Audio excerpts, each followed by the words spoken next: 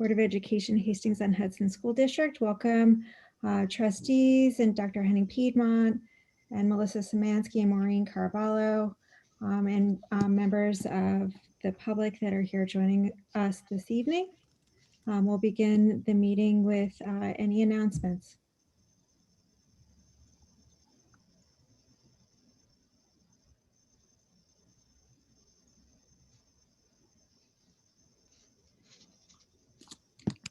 Valerie, are there any announcements this evening?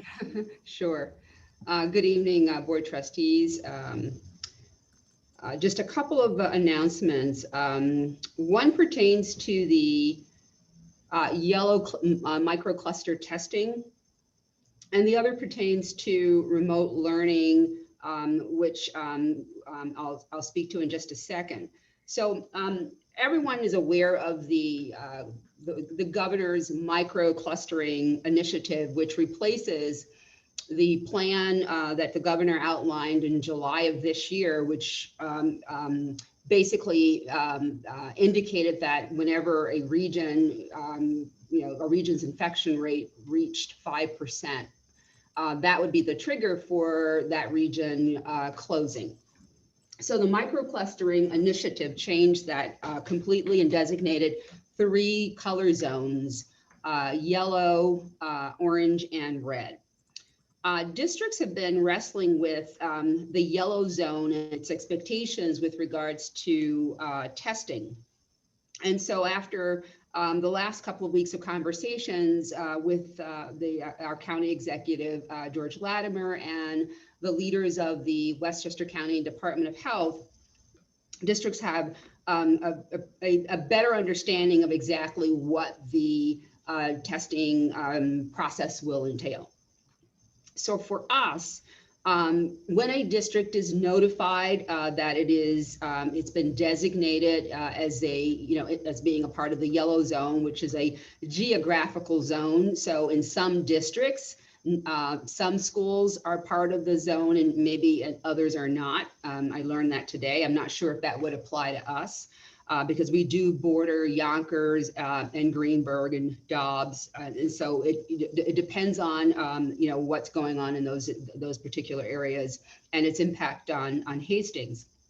The yellow zone or the precautionary zone would not be a determination by the school district. So this would be strictly a notification from the Department of Health to us that we have fallen into that zone. So far we have not.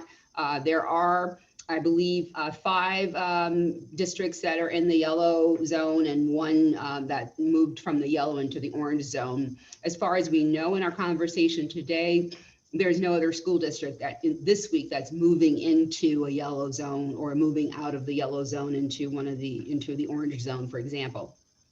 So the mandatory testing process would be we would receive assistance from the Department of Health to carry that out. We would use and would need to utilize some of our resources though.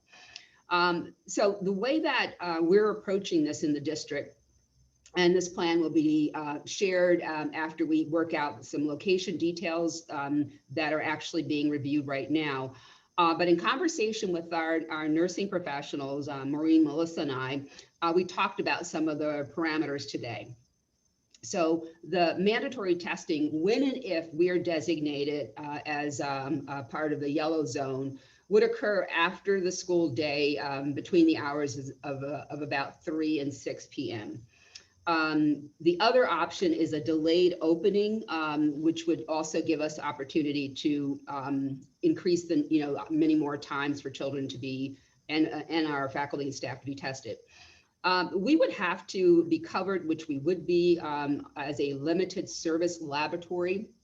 And that agreement is currently being prepared.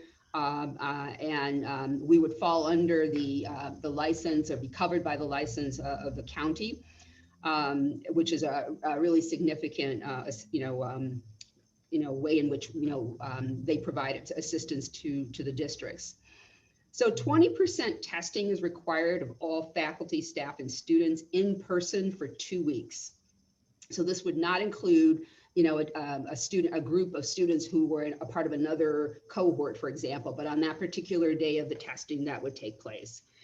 And that it looks like approximately 17 children per grade across the 13 grades, and that's from kindergarten to 12th grade. About 60 faculty and staff members. Of course, it would be a few teachers per building, about 12 or so, about 6 or 7 administrators, about 8 members of our clerical teacher assistant and aide bargaining unit, maybe about 6 or 7 custodians or members of the custodial and in buildings and grounds team, and 3 other members who are not part of any of those groups, which would be central office, some members of the business department who are, as I said, are not part of the other group.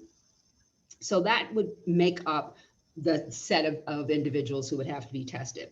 The second week, a totally different group would have to be tested. So it couldn't be the same group of individuals.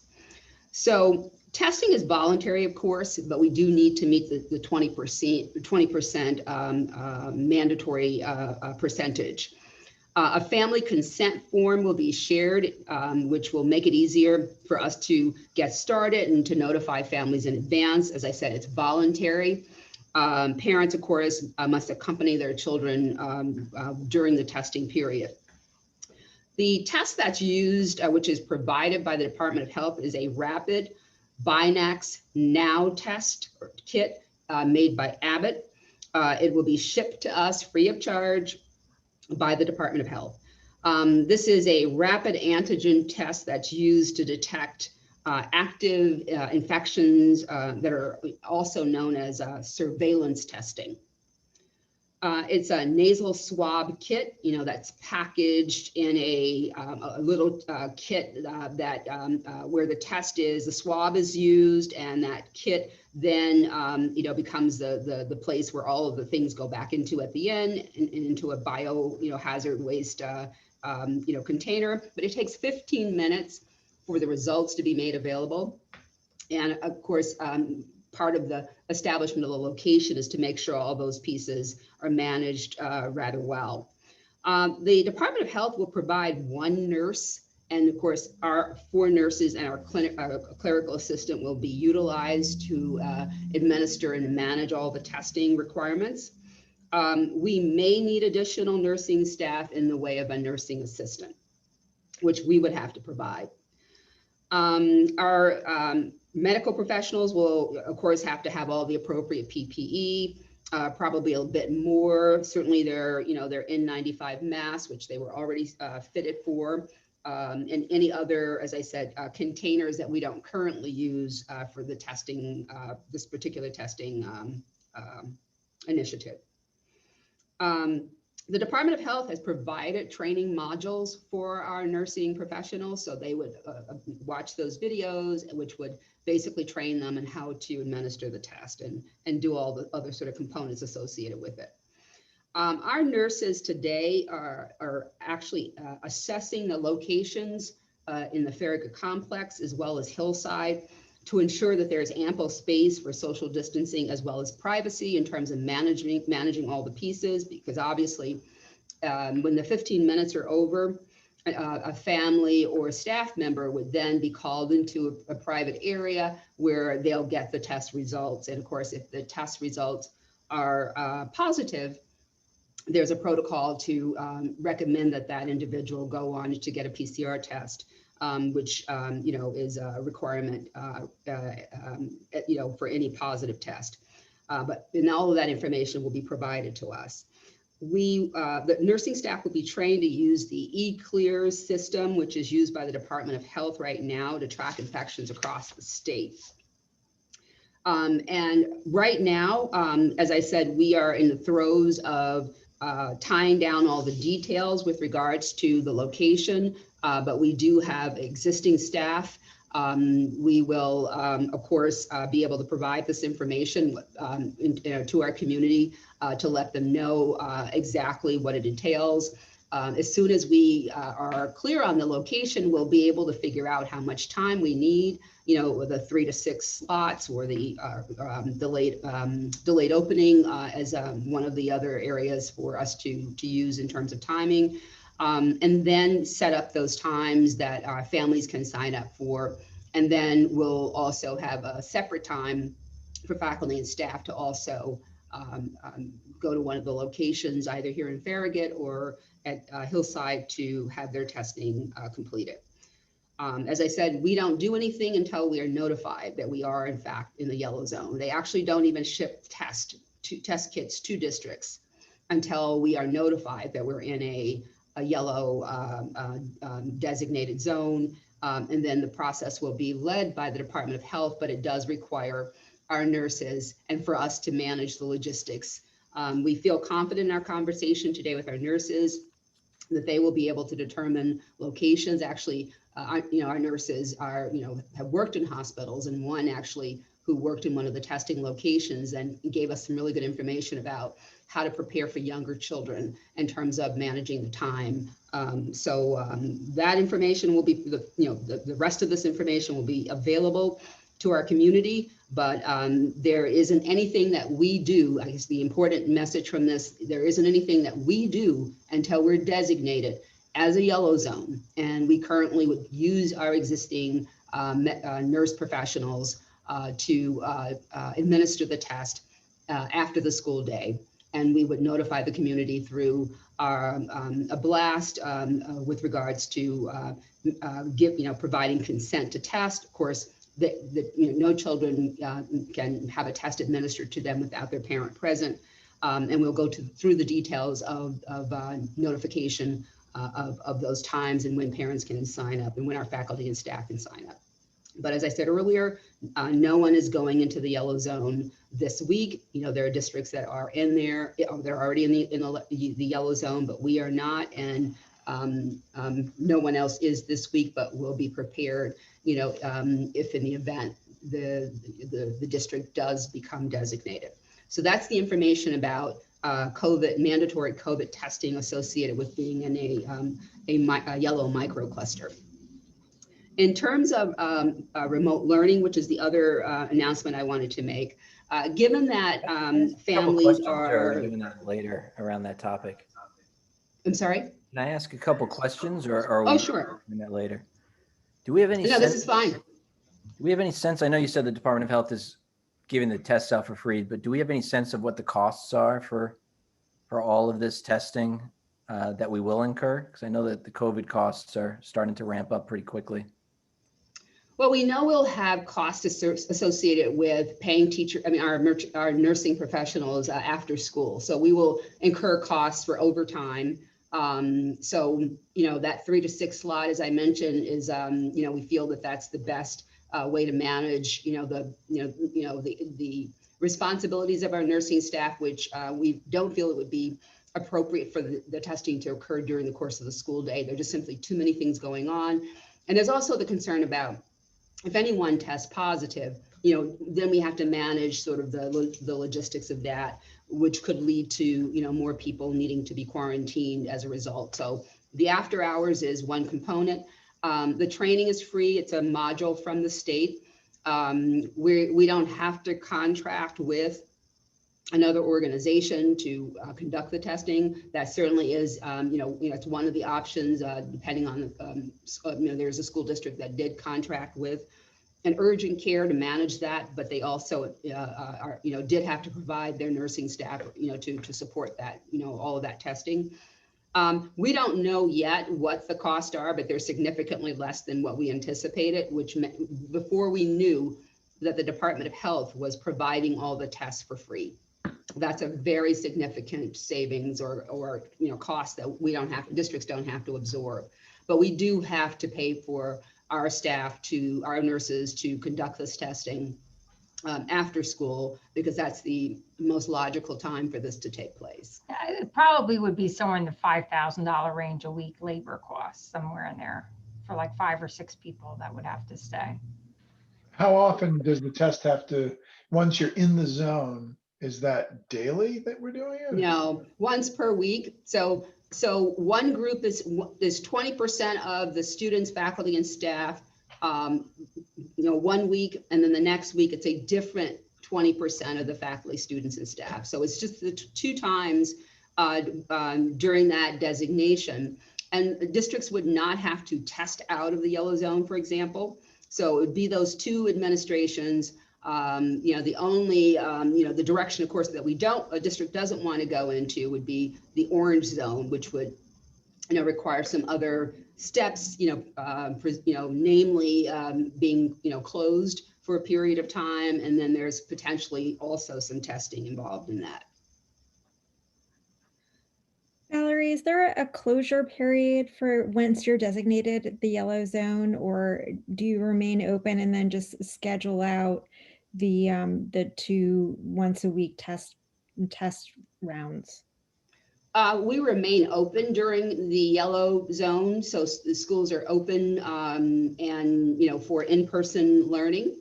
The testing starts, as I said earlier, this is described as surveillance testing. This is to gain a sense of the degree of the infection level across the region, across the yellow zone. It isn't meant to kind of, get the information and then, close the school system down, but to gain a sense of what's happening with regards to the level of infection.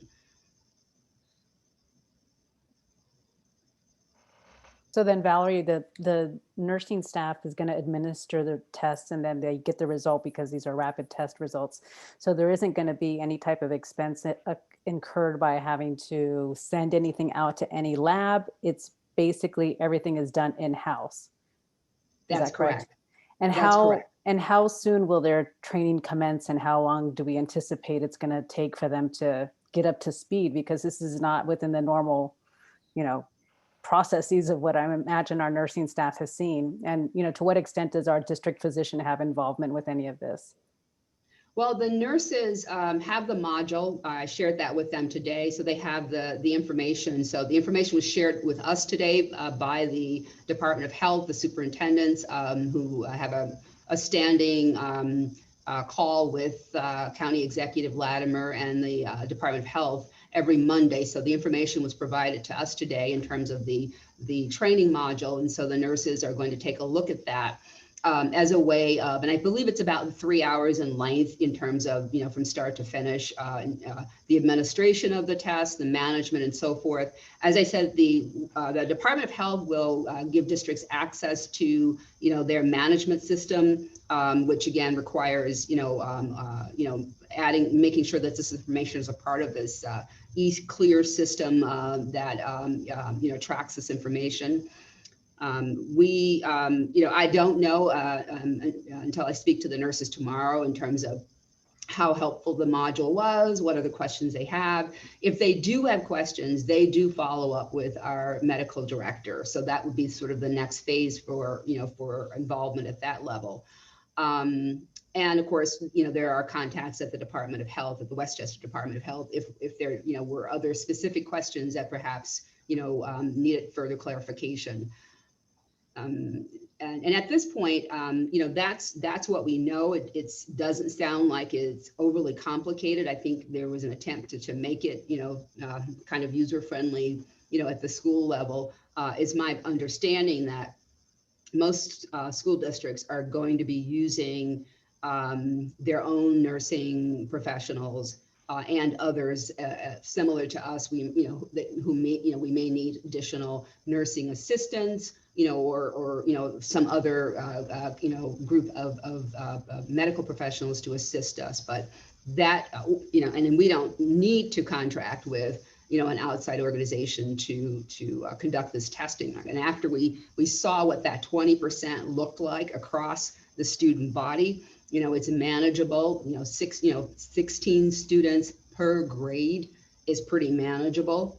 And then the faculty and staff, it's approximately 60 faculty and staff, again, which, is a pretty manageable number on any given week. Valerie, is there any issue with the nurses or faculty and staff in terms of the timing on the contract, in terms of it being after 3 or for a few hours after that? I don't think, at this point, we'd have to explore that. That hasn't come up yet. And since it's voluntary, again, it's, across that whole group of faculty and staff members, whoever, wouldn't have a problem, taking Okay. the test at that time. And the reason that it does have to be after 3, as I said, is our Sure. nurses can't have, all this activity going on while they're Right. doing a, That myriad. makes sense. Mhm. What happens if we don't hit the 20%? You have to have 20% in each grade? No, 20% of all students, faculty, and staff for that on that given day. So I don't think out of each grade level, if there are about 200 students, in each grade level, at like the upper grades, that's certainly not a problem. At the elementary level, if the average class size is 100, 110, 16 students out of that group is the requirement, for each grade level. We don't know, whether, we'll have any difficulty, getting the volunteers. But if there, if we find that that's a problem, which is why getting that sort of blanket consent, from parents in advance. Again, not that means we're going to test them without the parents being present, but it gives us a sense of where to start in terms of, whether we are in fact going to have any challenges with any particular grade level. So if we don't get to 20%, because I could think of nothing worse than going and waiting around for 15 minutes with a bunch of other people that might test positive. If we don't get 20%, then we go to remote. Is that sort of what happens? Well, we haven't heard that 20% is going to be a problem if you sort of break it out the way I described it, Jeremy, across the student, the groups of students and the faculty and staff. So it doesn't say, you need more adults than students. So that mix of that population that a school district has. So for us, that's 1,700 students plus 300 faculty and staff members. We can get 20% out of that. Well, even as I said, we had to. The question is, what happens if we don't? Then we go to remote? Well, we haven't played out that scenario. I mean, if someone can't, Port Chester is the only school district that has, been designated, publicly as, we've seen as sort of like an example of what could happen if you can't do all the testing. We're nowhere near the size and complexity of a Port Chester. So they couldn't manage, all of the testing, so they are in remote. But so far, we haven't talked about that being, an issue that, if a school district isn't able to make its 20%, is the rest of the system going to be penalized as a result of that? I mean, I can't speculate one way or the other, but I don't think the intention is for there to be a penalty of a district if you can't get, if you get 17%, for example. Yeah, I can't imagine that they would say too bad. But that again, that's me speculating on that without really having any information about exactly a scenario that we can actually discuss.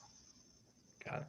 So Valerie, it's 20% of the respective populations over the course of that week. So if it's if it's two weeks, 2 1-week periods back to back, do you have over the course of that week to capture the 20%? Because obviously if it's like 1,800 people or so, that's quite a bit. And so is the presumption right now that we're going to have the nursing staff available every day after school, Monday through Friday from 3 to 6? Okay. All right. Exactly. All right. Thank you. Sure. Any other question about microcluster testing in the yellow zone? I just want to recognize the flexibility of our nursing staff to take this on, and the teamwork that you're all entailing operationally to make this happen. So I just want to recognize the lengths that our nursing staff has already been going through, but now adding this level of logistics and after hours is certainly commendable. So please extend our thanks to them. Thank you so much for saying that, Lauren. They really have been, tremendously vital in all of this, and are such, fantastic people, and you're very dedicated and committed to children, and we'll do anything to make sure that, the schools are safe and that they are here to, administer to students, to our faculty and staff and families. So thank you as well. And one more piece of information about remote learning. So as you know, we've heard a lot about maybe, people who may be planning to travel in spite of what the CDC has said and recommended that we not do, or may come in contact with family members who are not, in their homes all of the time.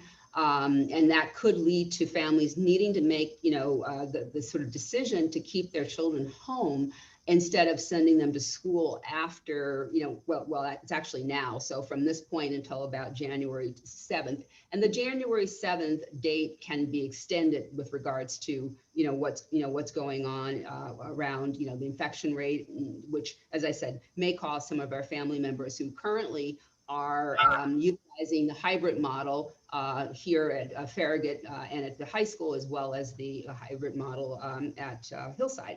So the decision that we made is that if a family member wants to have, to keep their child at home and they're currently enrolled in a hybrid model, the parent can notify the building assistant principal that they wish to have their child access remote instruction, so that the child isn't marked absent and doesn't miss out on instruction. Because it's helpful to us, to be able to, only have, faculty, staff, and students here who are not, who are healthy and have not been around others who may have been exposed. So we think that this will really help parents, who would prefer to have their children at home for some period of time between now and January 7th, and that the children are not penalized for not, being able to access remote instruction, which we currently don't have in our plan.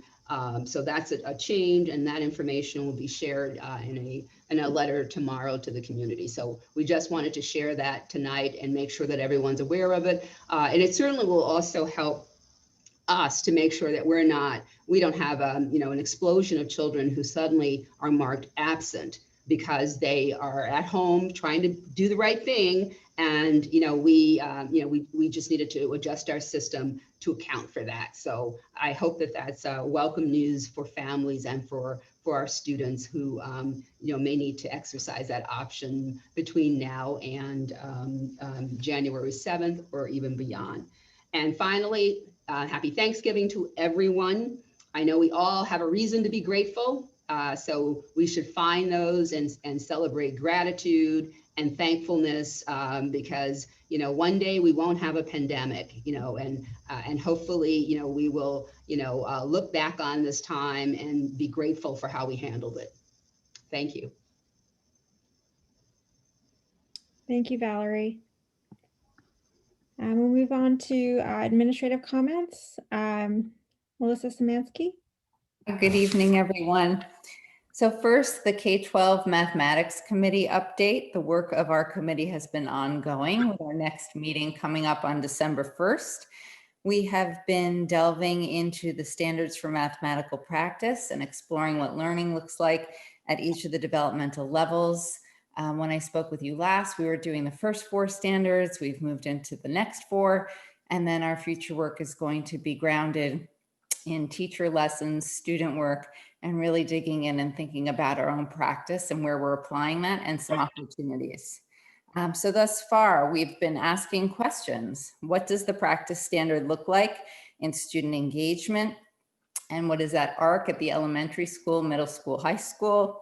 What does it look like in students' products? And what does it sound like? We, Dr. Henning-Piedmont and I hosted our first curriculum talk group of the year this past Thursday. I know it's on our agenda for later this evening, so I'll be brief. But the session was designed as a continuation of the momentum that was created last year. We focused on implications for life after the pandemic, what we've learned from the pandemic, what we need to pay attention to, and the success skills that need to be deliberate and front and center for our learners to be successful. Perspectives were shared by a series of panelists, including administrators, teachers, and students. So thank you very much. Thank you, Melissa. Maureen? Yes, just a quick technology update. The tech team continues to help best support teachers and students. Obviously, technology is just so key in everything these days. So they've, based on teacher feedback and some feedback from families that we received, they've started to deploy additional speakers and microphones in classrooms to help with some of the audio quality that we've been receiving some feedback on. The teachers who have received those speakers and microphones have reported that it has been a huge improvement, and both students at home are able to hear their other classmates. So far that's been working well. We're going to continue with the deployment of that technology.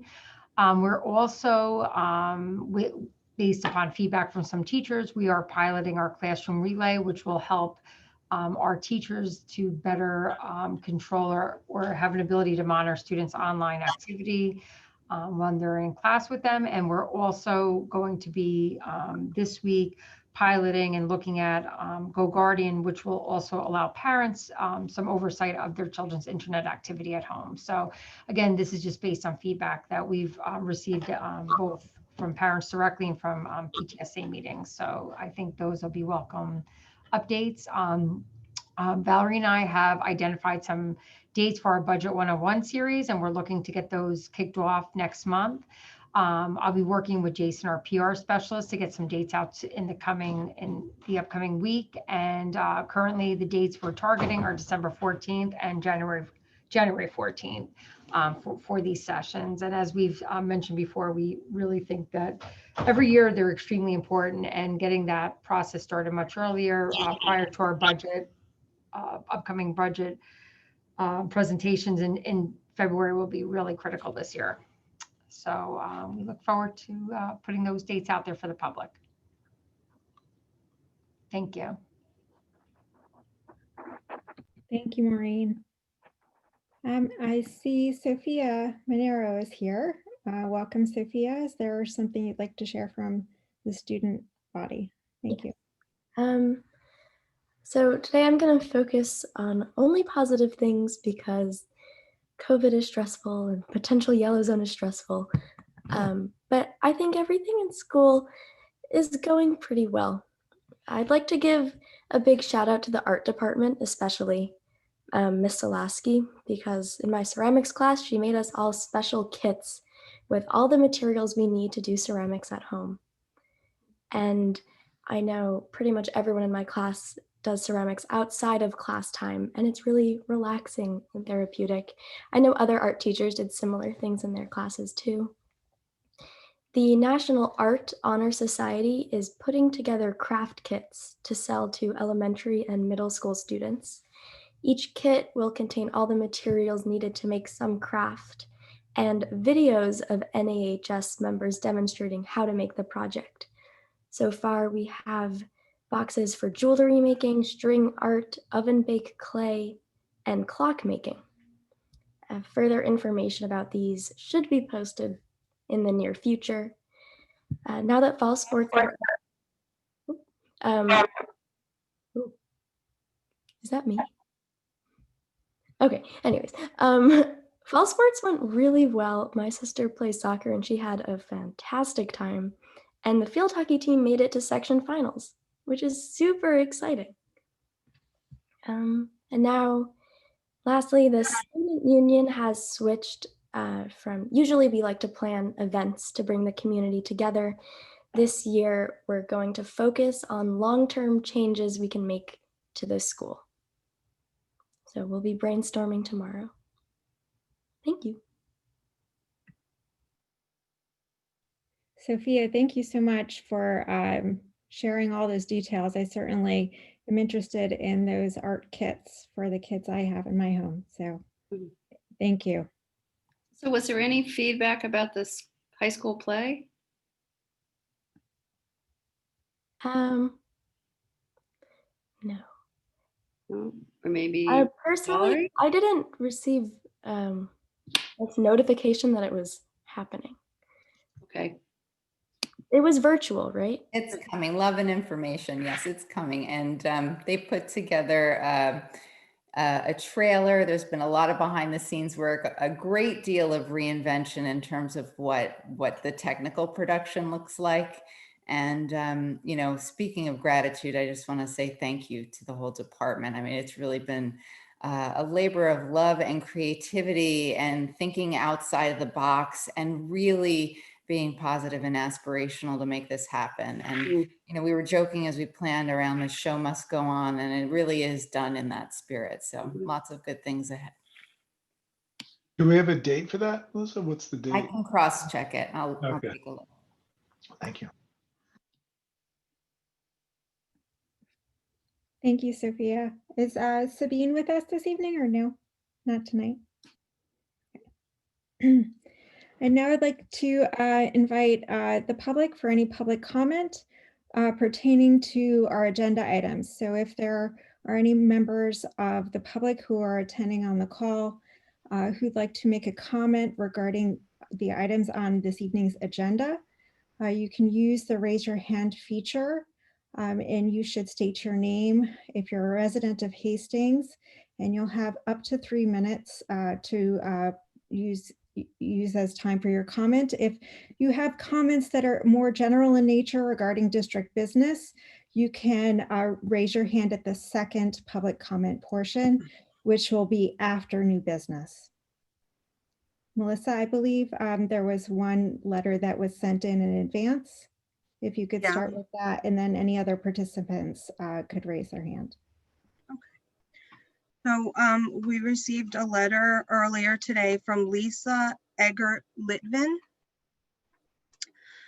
I am Lisa Eggert Litvin, and I am a Hastings resident.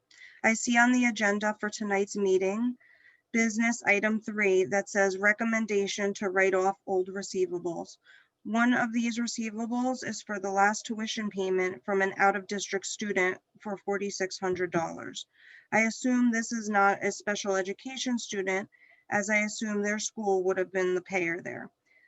The supporting memo states that this outstanding debt represents the family's final payment and that the cost of litigation would be more than the outstanding debt. My question, has the district considered using a collection agency to pursue this receivable? And if not, will you now consider doing so? The fees for these collection services are minimal, typically a percentage of the recovery, and many charge nothing at all unless there is a recovery, so there is no downside. But more, if you waive this last payment, then you are sending a message that no one has to make the last payment because the cost of litigation would be more than the outstanding debt. Also, it may even be a violation of the board's fiduciary duties to not attempt to collect these funds using means other than just reaching out to the family. You've told us many times how tight money is, so much so that you reduced our staff dramatically and cut our highest level sciences. You've even said that you can't afford all the COVID materials needed and have asked taxpayers to donate to your COVID fund. In light of all this, how can you simply let almost $5,000 be simply written off? Board, please vote no and require that the district at least engage in a collection agency for this receivables. Looking forward to your response. Thank you. And nobody else has their hand raised, so I don't know if we have any other comments for this section. Thank you, Melissa. So we'll move on to business items. There are business items 1 through 11. Are there any questions or comments from the board on these items? Yeah, I do want to pull out that that item around the uncollected debt, and unless there's some reason for leniency that you can bring back to us at a future time, and I'd love to see us sort of look at a collection agency or some alternative. So maybe we can pull that out as we're voting and see if others agree with that.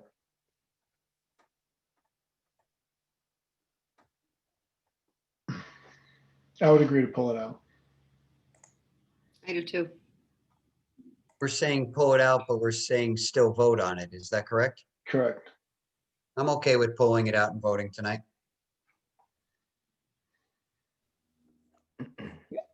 By pulling it out, we wouldn't be voting on it tonight. Is that correct? No, he's just saying pull it out of the Voting vote. separately on that. Yeah, vote separately. Vote separately. All right. Were there any other items 1 through 11 that board members had comments about or questions?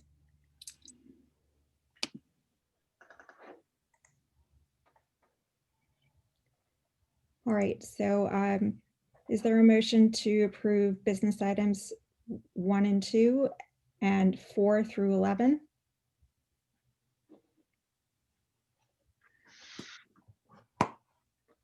So moved. Second? Second. All in favor?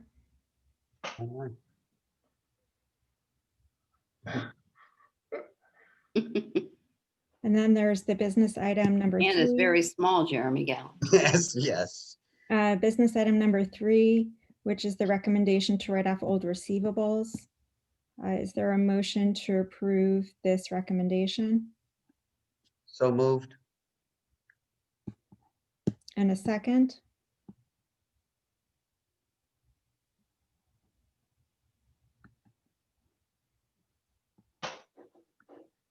Is there a second?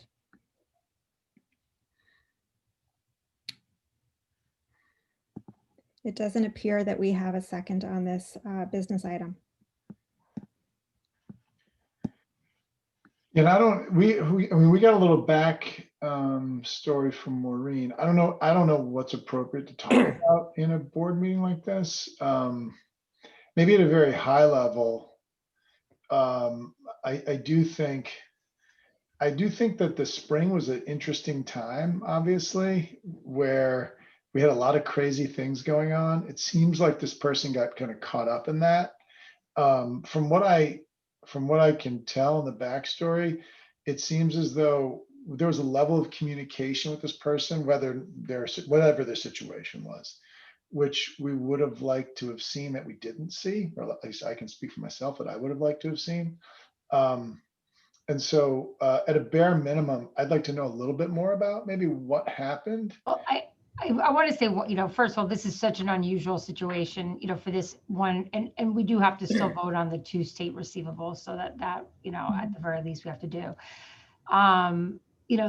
The situation that payment is due in mid-April, and we did bill for it. And of course, we typically give people a couple of weeks if they're late, but most of the time it's not an issue. But in terms of the person's ability to pull their child out and register them into another district was very limited. And in terms of, the child was, when it was available, doing some of the remote learning. And I think, in most situations when people don't pay us and we're in the brick and mortar, either the child's not allowed to attend class and they're held out and the parent has to come get them. I mean, really, we don't have a way to just disenroll a child from school without another district, picking up that child. We can't just, not have a child enrolled in school. We could get into, some issues. So I think the parents, as I think they, had some difficulty. I think they were honest about that, but they really weren't able with the timing to pull their child out and register them into another district. So, I mean, I think there was a true financial hardship. And I don't know, at this point, it's highly unusual for districts to use collection agencies. And just in my very quick, reaching out to my counterparts in Westchester, they're like, nobody uses collection agencies. And, most of the time it would be district council to pursue, this type of debt that if we felt we were going to collect it. And again, this is not a typical issue we have, because usually we have the ability to take a child out of a classroom. But I think considering the situation, it doesn't surprise me that it would have been difficult for the parents to register their child in the home district. It wasn't the normal set of circumstances. So, I don't know how collectible that debt is going to be. If we want to start using I can look into collection agencies, not a typical thing that school districts, are engaged with, and but I can pursue that. But There is So still no I guess guarantee. the only question I have, was this person in, regular and responsible communication with you, even though they? Well, I think that, don't forget, I mean, although I worked my office was not open right? The offices weren't all open every day, but I, was here and we did bill it out. And, the mail, first of all, our mail was always super duper late. So by the time it was probably like May, before we were like, okay, this payment is late, right? And then you start pursuing them, or like, a week or two after, because sometimes we're only getting mail once a week. Or if that, sometimes we're waiting 2 weeks to get our mail. So, it took some time to determine when they were late. And by the time we started to, communicate with them, we, after a while we did, I think at first they're like, oh, we'll try to do it, or we'll take our child out. And then after a while, we didn't hear from them after a while. And I don't know whether. I mean, was there ever even a discussion from them to, try to work out a deal? I think that Sounds the like they idea just was stopped that I turning thought they you would off. eventually pay, and then they just didn't. There was a point in which I was like, oh, we're not getting it. And we did even attempt to get it, over the, I think there was like, we definitely sent a bunch of letters, even over the summer certified, but, I think actually the last letter may have come back. They may have moved. But it was just like, again, it was on the books. I don't want to speak, I don't know. I know that they were experiencing some real difficulties, like real hardships. They did still pay us close to $13,000 or $14,000. You know what I mean? And that last payment really is covering like May and June, more or less, of the school year. So, it Yeah, wasn't as if though I they could like hop, stuck us up into that Push this point, but off I to a think they future they did tell us previous to that they were, I think, there was some hardships going on there. That's all. Perhaps if you could, if we could move to vote on the piece we need to vote on and table this piece of it. And if perhaps your office, Maureen, could provide for the board a summary of the communication. You mentioned a couple certified letters, just so that we can table it for today and we can determine how to move forward with it. But maybe for now, we can table that piece of the recommendation toward our receivables and exclusively vote on the excess cost aid in the That's amount fine. of 21,610. Mhm. Okay. That's fine. So we need to vote then on the business item number 3, only the piece describing the excess cost aid for the 2018-2019 school year in the amount of $21,610. Is there a motion to approve that, solely that part of the recommendation? So moved. And a second? All in favor? All right. Thank you. before we leave this subject, so I was the only one who motioned to vote on that other revenue item. I think it's important to know this is for a part of the year that was not even remote instruction. It is almost universally it's considered almost emergency instruction. The level of service that our teachers were able to provide was as quickly as we could throw something together. If that student basically pulled out of our school, I would really be ready to follow through on that recommendation. That was not them skipping out on a bill. That is them leaving our school, not coming, not participating. And our school product changed drastically. So for a paying member, I don't think it's as serious an issue as what was brought up there. I mean, think we the could have fact is voted that on this. The fact is that they're not the only out-of-district tuition, and other people paid. And I know a lot of parents who paid for colleges, and NYU and other schools didn't say we'll give you a rebate, which would have been nice. But I understand there's some other issues here that maybe Maureen can come back to us with. But for any out-of-school tuition person who did pay during the spring, I'd be pissed if I found out that someone just decided that it wasn't a good enough product. But Jeremy, if they paid, they kept coming. They kept coming to our school, whereas this student practically delisted. Barely wasn't even there. The family's not even at that. Okay. We'll see when it gets brought up again.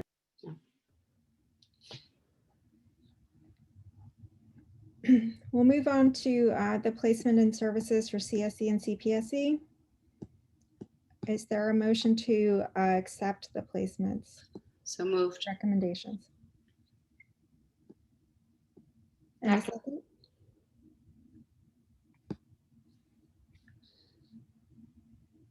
We got a second. I'm sorry, I didn't hear. it. Second. Thank you. All in favor?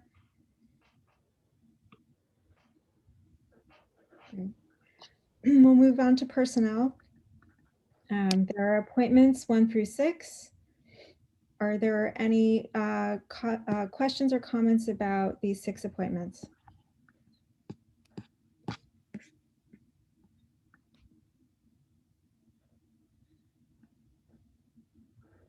Is there a motion to approve these 6 appointments? So moved. And a second? Second. All in favor? I just want to recognize the efforts of Lynn Walker and others, administrators in the district who continue to pursue much needed substitute teachers, which are among these appointments. So thank you. There are a number of amendments, 1 through 13. Are there any questions or comments regarding these amendments?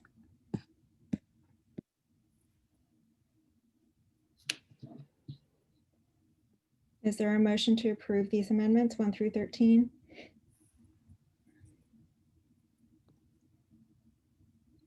I see Jeremy Galland, the second. Second. All in favor?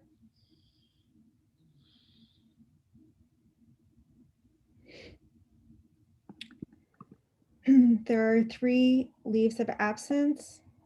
Are there any questions or comments regarding these leaves?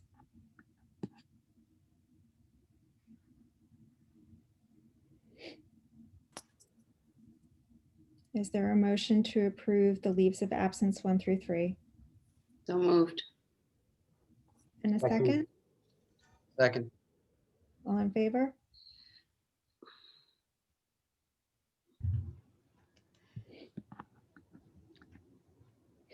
And last, there is 1 resignation. Are there any questions or comments regarding this resignation?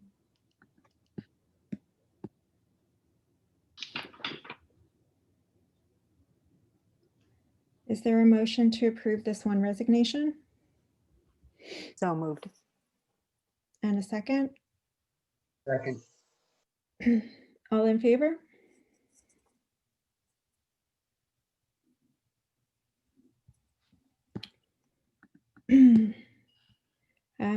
We have the minutes from the Board of Education meeting on November 9th, 2020. Are there any questions or comments from the board regarding these minutes?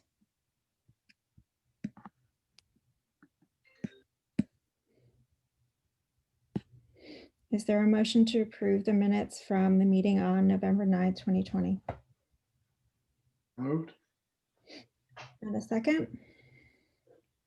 Second. All in favor?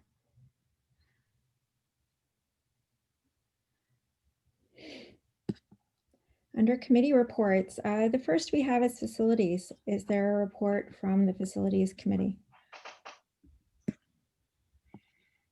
Do you want to, Maureen, do you want to? I can't, I mean, I have a presentation. I don't know, Doug, if you want to summarize.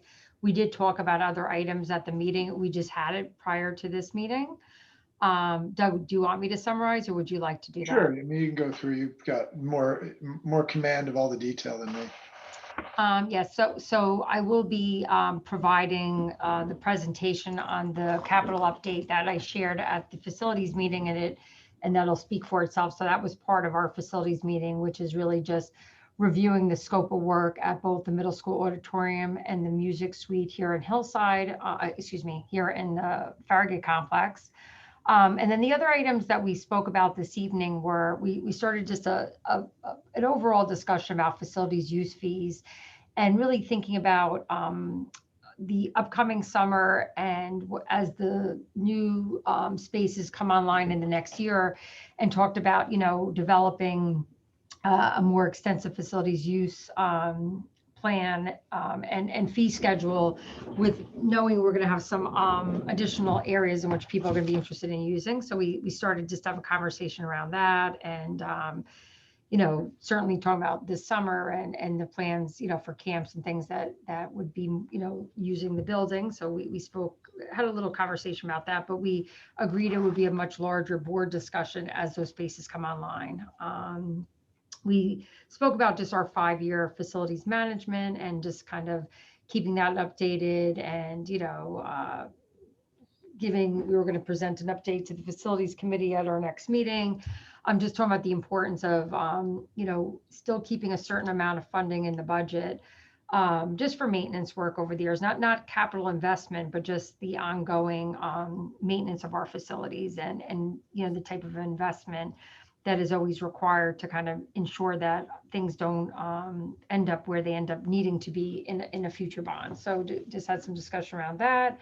We spoke about a solar project that we're in discussion with, about leasing. Instead of either, purchasing our own solar panels, we're looking to potentially partner with community solar in leasing space on both of our buildings. And we have another conversation tomorrow, now that our roofing projects are almost close to completion, but almost 100% complete. We're ready to engage in that conversation. So we had, different conversations about, why the lease option may be a better option for us in the district. And that was really it. And we just talked about, we'll be looking at the learning commons, just, looking at that design again, as now that we're close to, getting our permit for Hillside. So that was basically it. Thank you, Maureen. You're welcome. Is there any report from the policy committee? Valerie, would you like to share an update? Sure, absolutely. So the policy committee met this past week to start the process of going through the policy, the compliance audit that was completed by NYSBA. NYSBA is the service that we subscribe to for the maintenance of our policy manual that is digital and accessible through board docs. The first collection of policies were actually through the recommendation of Suzanne Volpe, one of the attorneys from Keenan Bean who represent the district, worked through a strategy that's very helpful to how we're approaching this collection of policies that require different steps that need to be taken. So the first collection of policies were part of the group of board-related policies that were certainly recommended by NYSBA to be rescinded.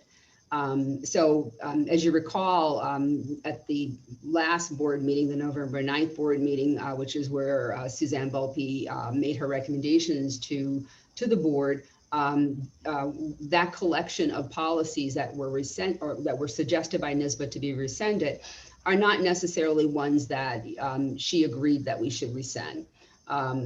Instead, the strategy is which is what we discussed at the policy committee around this sort of 7 or 8 policies, board-related policies, was to either incorporate them into other existing policies by creating a subsection within an existing policy, or adding language, or outright keeping them as they stand because they represent positions or philosophy, if you will, of the board, which the board,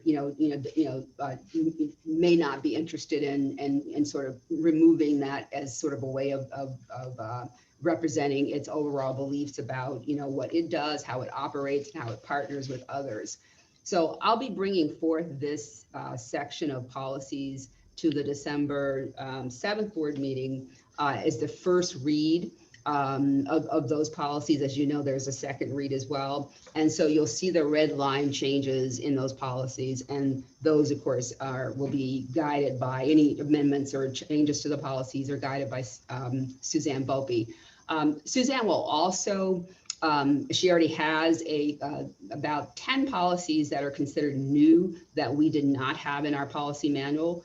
And so she has the model policies from NYSBA that she'll take a look at and adjust. And as you recall, one of them is a brand new policy with regards to a governor's order for districts to have a pandemic plan. So those will come forth, hopefully, certainly in time for our policy committee meeting, so that we can take a look at those as well and continue to apply the strategy that Suzanne laid out for us.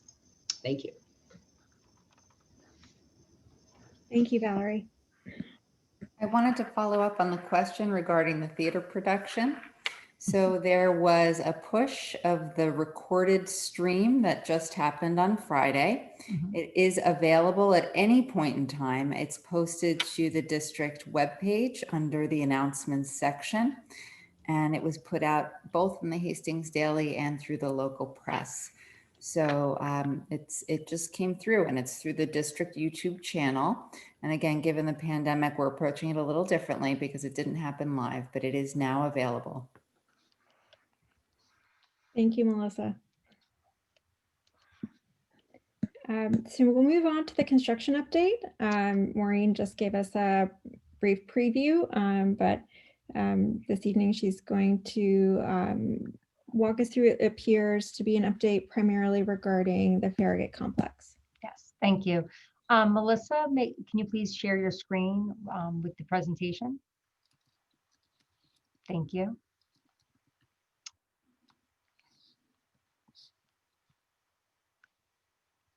Perfect. Okay, the first slide, please.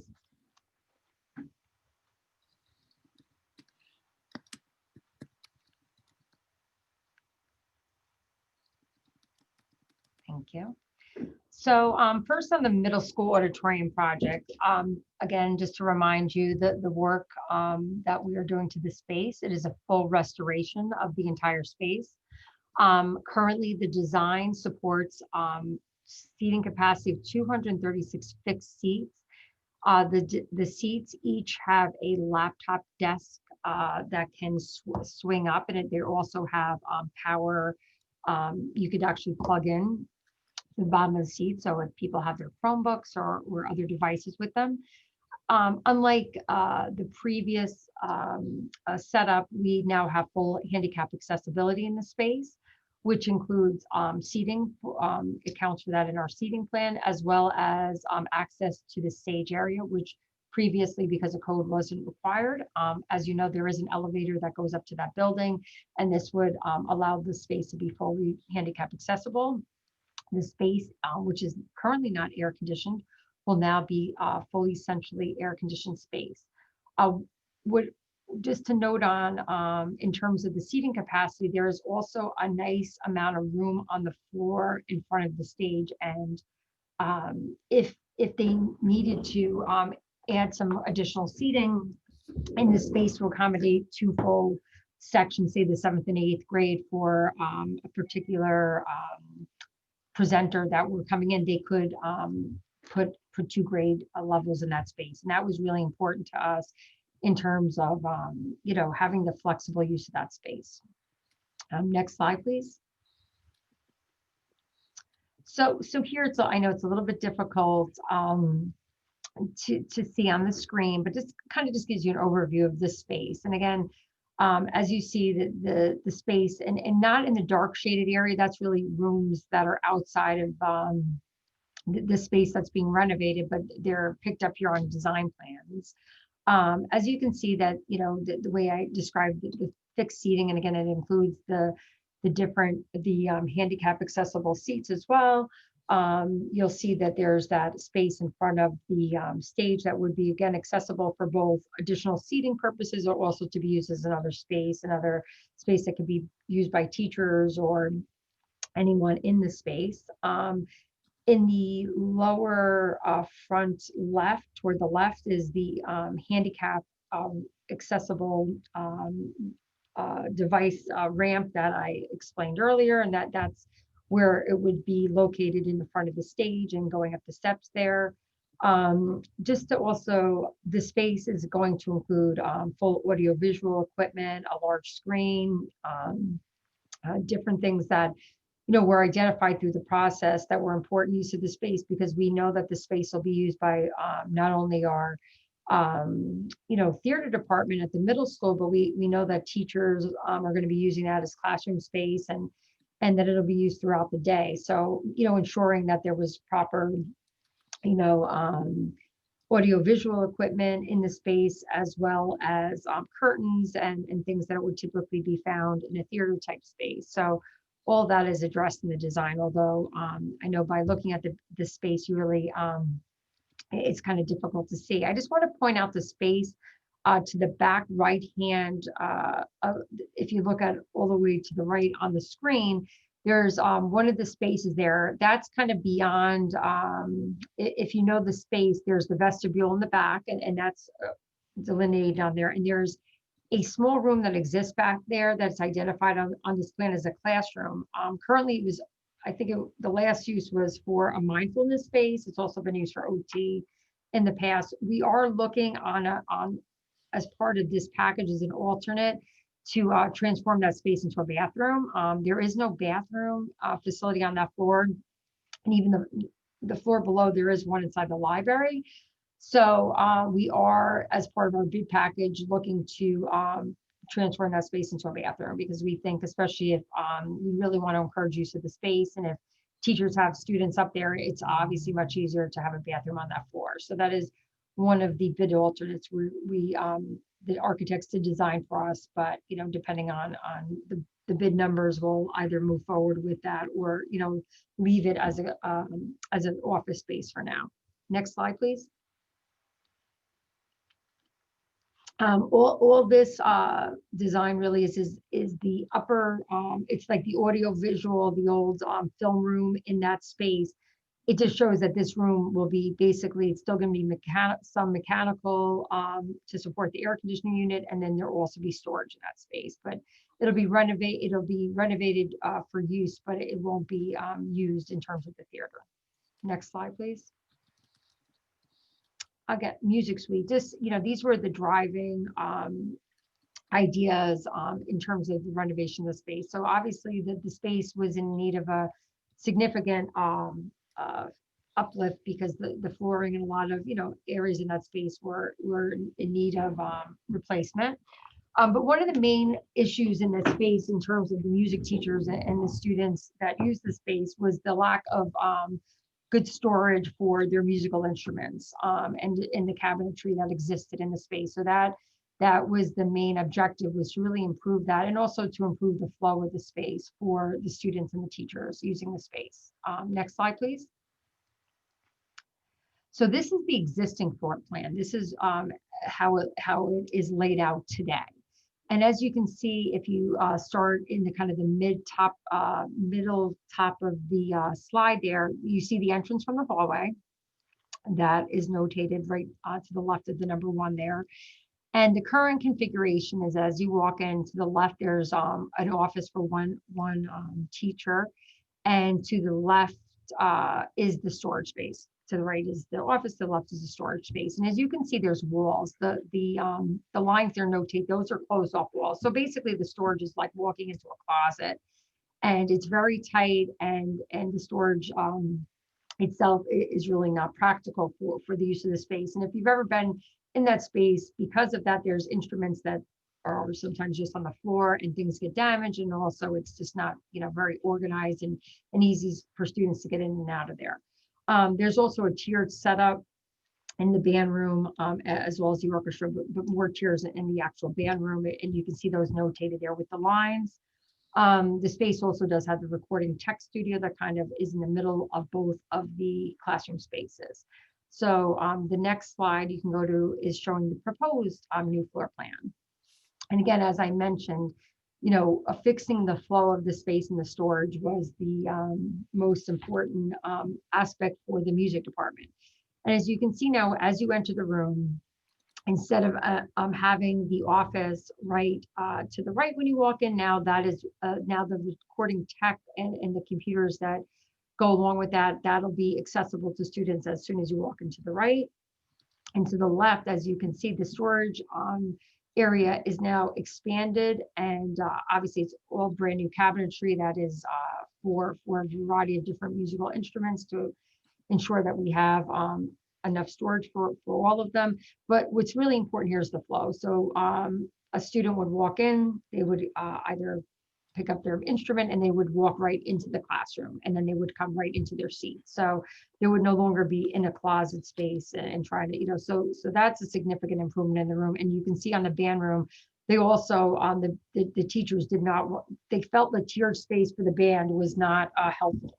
So it would be leveling, the majority of that room would be leveled. And the sight lines and the teachers, and this is what they felt through the programming that goes on in doing this design, this was the result of that. So again, it's just a better sight line, and the teacher could either be back toward the windows and being able to see students enter the room. So it also gives a lot of flexibility in terms of where the teacher can be set up in the space. And again, where the recording and tech previously was located, now that will be the teacher hub. So the teachers will be able to work there collaboratively, and that space kind of connects between the band room and the orchestra room. So that is the proposed design for that space. I believe that's the end of the slide deck. Next, Melissa. Yeah. Okay. So just to give you an update on the timeline for both of these projects, they are going into construction design documents shortly. They are working to submit these plans to the state by early February 2021. Based upon that submittal to the state, again, neither of these projects is as complicated as, say, like the Hillside project, which obviously takes a much longer time in gaining state approval. So we anticipate an approval of about May 2021 on these two projects. That would allow us to bid and award this work the end of June 2021 or into early July 2021. The construction would commence immediately afterwards. We are anticipating the music suite will be completed and operational by September, and the auditorium will be completed and operational by November of that year. We may get a little bit lucky and may be slightly earlier, but that's the anticipated timeline on those projects. And again, both of them are within budget, that I shared with you a few months back in terms of the numbers at that point have not changed. So that's my capital update for this evening. Thank you. That's really amazing, Maureen. I just wanted to commend you for that, because I know, at least having had two sons who attended FMS, that, the kids haven't had the opportunity to have a fully functional FMS. So to the extent that that's going to be something available to our future FMS students, it's really going to make a big difference in terms of, the overuse that goes to to the high school auditorium, and really releases up and opens up space. And it's really great that the kids are going to be able to avail themselves of that. So I'm very happy, really, really happy. I think that's just, a really wonderful bonus to bring to our student population. So thank you for that presentation. Oh, you're welcome. Thank you. I think it'll open up opportunities to your point, because the high school is so used that'll open up more opportunities for them as well in the high school by having, the middle school not needing to, be in that space. So people, I think there'll be so many more things that'll be going on because of the space being there. Maureen, just a quick question for you. Sure. Do we know the official approval for Hillside Edition yet? Yeah, we're really, I actually had anticipated that we would have a verbal by Friday night or this morning. There was a few other, I hate to keep using the word tweaks, but some other, small adjustments they had to make in the review of the plans. Obviously this was a much larger project, but COVID significantly delayed the approval of this. This is not something we're only experiencing, but because of the complexity of, it's a much larger scale job, and there were, a few other people. That being said, I'm fully confident we're still on target to begin the work in February. Whether we get the approval in a week or two, I think the one thing we do have is we've built in a little bit of a buffer. So, that time frame, I mean, it's not our initial time frame, but that's kind of where we've been thinking the last few months we would be in that February range. For starting work, I'm sorry, for starting work, to clarify that. And so how is this going to impact, do you think, pricing for next year as far as the contractors go? And, do you have any insights on that now? Well, I mean, according to, and again, I'm of course rely heavily on our construction manager, who this is what they do for a living, and they live and breathe this. I mean, one thing they have said is, although it's not they understand it's not ideal for us, and this is certainly wasn't our plan to start work, in the beginning of the school year, but there is a cost benefit, they believe, to it, because contractors are not particularly busy now, and getting a project like this allows them to start working, to kind of have an actual project on the books, and start, working on that. And that also kind of secures them through their summer work. So where a lot of bids would be coming out, on work as we're going to be doing for the middle school and the music, but again, much smaller jobs, so less problematic. They feel that we're going to have, quite a few contractors are not working, currently, and this would allow them to get, a job started. And that's a lot of school construction happens in the summer. So the benefit of having contractors be able to start a job now, we believe that it'll result in better pricing for the job. And what, so a lot of times when we think of additions, we think of starting in the summer when kids aren't there. And so how does the timeline and the starting of this one look in a February, March timeframe? I mean, the one thing, of course, that we would really love, to line up with is the February break, right? That would be the ideal, because I think, as we've spoken about, the first few weeks, of course, will be the mobilization, which of course will be a little bit, more, a little bit busier, right? So once they're able to kind of get themselves mobilized onto the property, there will be some impact in those weeks. So again, right now our hope is that February break, we'd be able to take full advantage of that week. Maybe they could come in on start doing some of their construction, fencing, and things like lighter work. And then of course, kind of, come in on either that Saturday and really just start to mobilize onto the site. That would really be the ideal. And then again, having the break in late March and into April also will be a benefit to us. Because again, these are weeks in which they are really going to be able to bring full crews on site because we won't be there. So, having those two breaks will definitely help us in doing the work. But if, the contractors understand we're in session, they need to work. We understand that, but similar to our roofing project that had to continue because of the wall and some delays we experienced there, they do work with schools. They understand that schools also need to be in session, but they also have to finish their work. So, it'd be a coordinated effort, of course. And although not ideal, there is still a benefit to getting that work, started as soon as possible. Okay, thank you. Welcome. Maureen, you mentioned that there is the potential to have a restroom put in up by the auditorium. Is that just dependent on cost bids, or what would be the factors to either have that space as a bathroom or as the office, as you explained? Sure. It really just comes down to money. I think the good thing about, by the time we bid that project, Lauren, is we would have already, awarded Hillside. So, we'll really have a good understanding of the price. That wasn't something we initially contemplated, but we thought it was again, when you go into full design, you're like, wow, we should put a bathroom up here. So I think we have, the good thing is we have the design, we have what it requires. So, even if we decided we wanted to hold off, it's something we could award, depending if we felt our monies, and when I say monies, across all the projects, if we were in really good shape, we would still be able to move forward with that, because we can include it as a bid alternate, which would legally allow us to do so.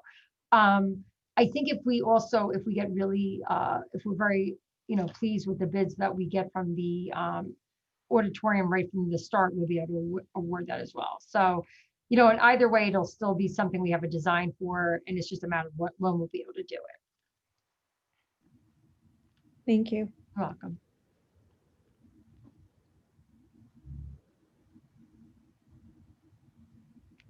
Are there any other thoughts or comments about the construction project update?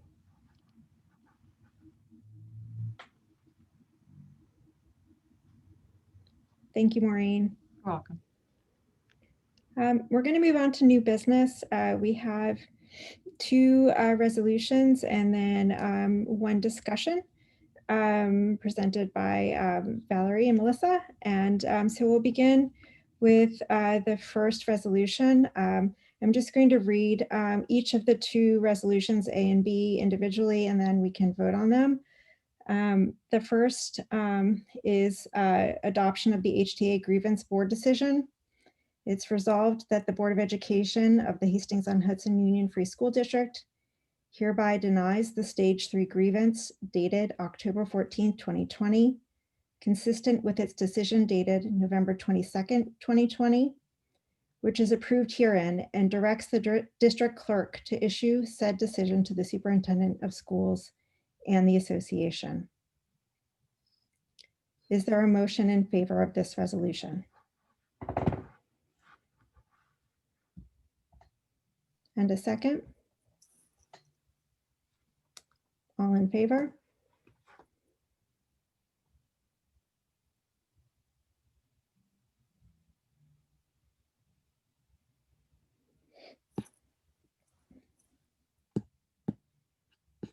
We'll move on to the second resolution. We're not going to take account of how many people are opposed. Short, All in favor, all opposed, how many people abstain? sure. All opposed of that adoption of the HTA grievance board decision? All opposed? And are there any abstentions?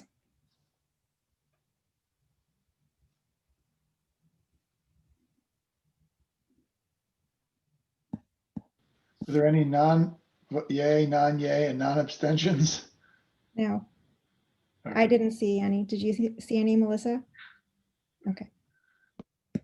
And thank you, Jeremy, for pointing that out. We'll move on to the second resolution. It's the adoption of retention schedule LGS-1. It's resolved by the Board of Education of the Hastings-on-Hudson Union Free School District that retention and disposition schedule for New York's local government records issued pursuant to Article 57A of the Arts and Cultural Affairs Law and containing legal minimum retention records for local government records is hereby adopted for use by all officers in legally disposing of valueless records listed therein. Be it further resolved that in accordance with Article 57A, only those records will be disposed of that are described in retention and disposition schedule for the New York local government records after they have met the minimum retention periods described therein.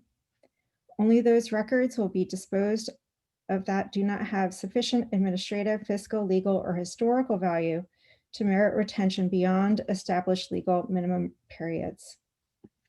And there is an attachment which describes all of those periods. Is there a motion to approve this resolution?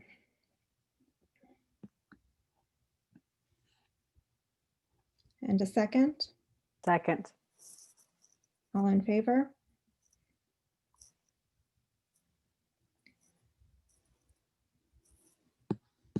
Thank you. Lauren, can I just ask you something?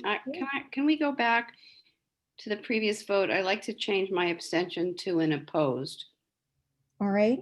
Melissa, if you could do that. Thank you. Thank you, Jody. Thank you.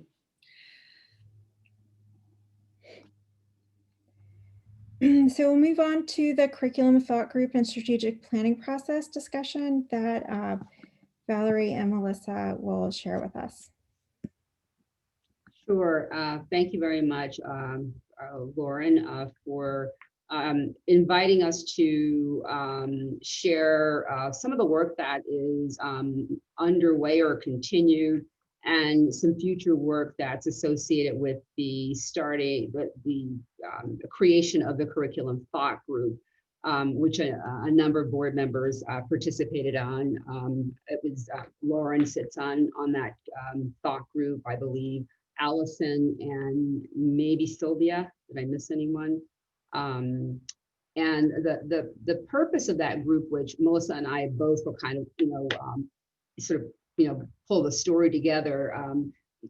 When Melissa and I entered the school district in July at the same time, we were party to lots of feedback about the school system. And one of the areas that, continuously came up as an area that, both internally and externally, there was interest in addressing was the area of curriculum. Whether there was curriculum that existed or didn't exist, or what were the connections across the system, was there articulation, but what exactly was it? And then within that curriculum, what sort of aspirations or beliefs were articulated about teaching and learning in the school system. So that work started last year, and we hit the brakes in March as a result of the pandemic. Learned a lot about the pandemic that has implications for not only the work that we started, but the work that we're moving towards as a result of an extension of the conversations with the curriculum thought group. But I'll turn it over to Melissa in a second, but just that sort of background information, that group, that curriculum thought group, was just an opportunity for us to gain perspective of concerns or perspectives shared by people who were inside the school district, educators, administrators, students, perspectives of those who were outside of the school district, namely parents and community members. And then, what's the world that our children who, once they exit the school system, expect from them?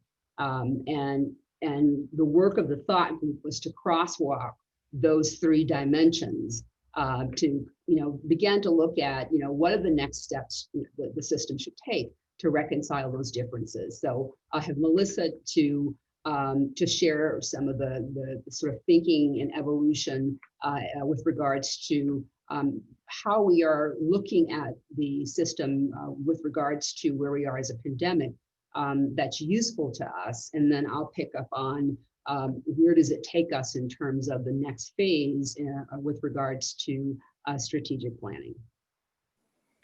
So just to anchor that conversation, the agenda of our group helps to paint the picture of really well where we were able to delve more deeply. We started really talking about the purpose of our thought group, which is what Dr. Henning-Piedmont was just talking about. We are a very large group, which is wonderful, with a variety of different stakeholders, both external to our system and throughout the different bargaining units internally. So we had some time for introductions and really thinking about ourselves and reflecting on, given the pandemic, what are some of the skills that we've had to leverage? We talked a little bit about sources that have served to anchor the group's thinking. I mentioned earlier that there was a panel presentation, and then we did have a short amount of time just to cap off, and lots of discussions still needing to be ongoing. But the purpose was really around this collective inquiry and discussion and thinking through what are the skills students are needing for work and life and future learning, and thinking about those skills and where they're represented in our curriculum and instructional practices and what impressions we're left with. So when we started to talk about the sources that anchored our thinking, we talked about the Dintersmith text, which was a shared read, What Schools Could Be. We talked about Wagner and Dintersmith, Most Likely to Succeed, Preparing Our Kids for the Innovation Era. The World Economic Forum, Future of Jobs, and then this culturally responsive sustaining education framework. And so through these texts, we started thinking about the sense of urgency to engage in conversations around the skills that students need to be successful during and beyond their K-12 schooling, and thinking about what the workforce is looking for, the projections of jobs that may be available. And of course, with the onset of COVID-19, we anticipate shifts in that. But last year's group was talking about computer science and robotics and healthcare and work that's related to climate, again, grounded in this idea of the World Economic Forum, Future of Jobs. And the different voices of the thought group helped us with perspective taking and thinking about implications of education. And we've had, our group talked about how we've had to navigate twin pandemics. So we've had to navigate COVID-19 and racism. And there's even greater urgency around ensuring a focus of skills that need to be woven through these areas of curriculum, instruction, assessment, and then thinking about our learning environments and also the professional learning experiences that we're providing.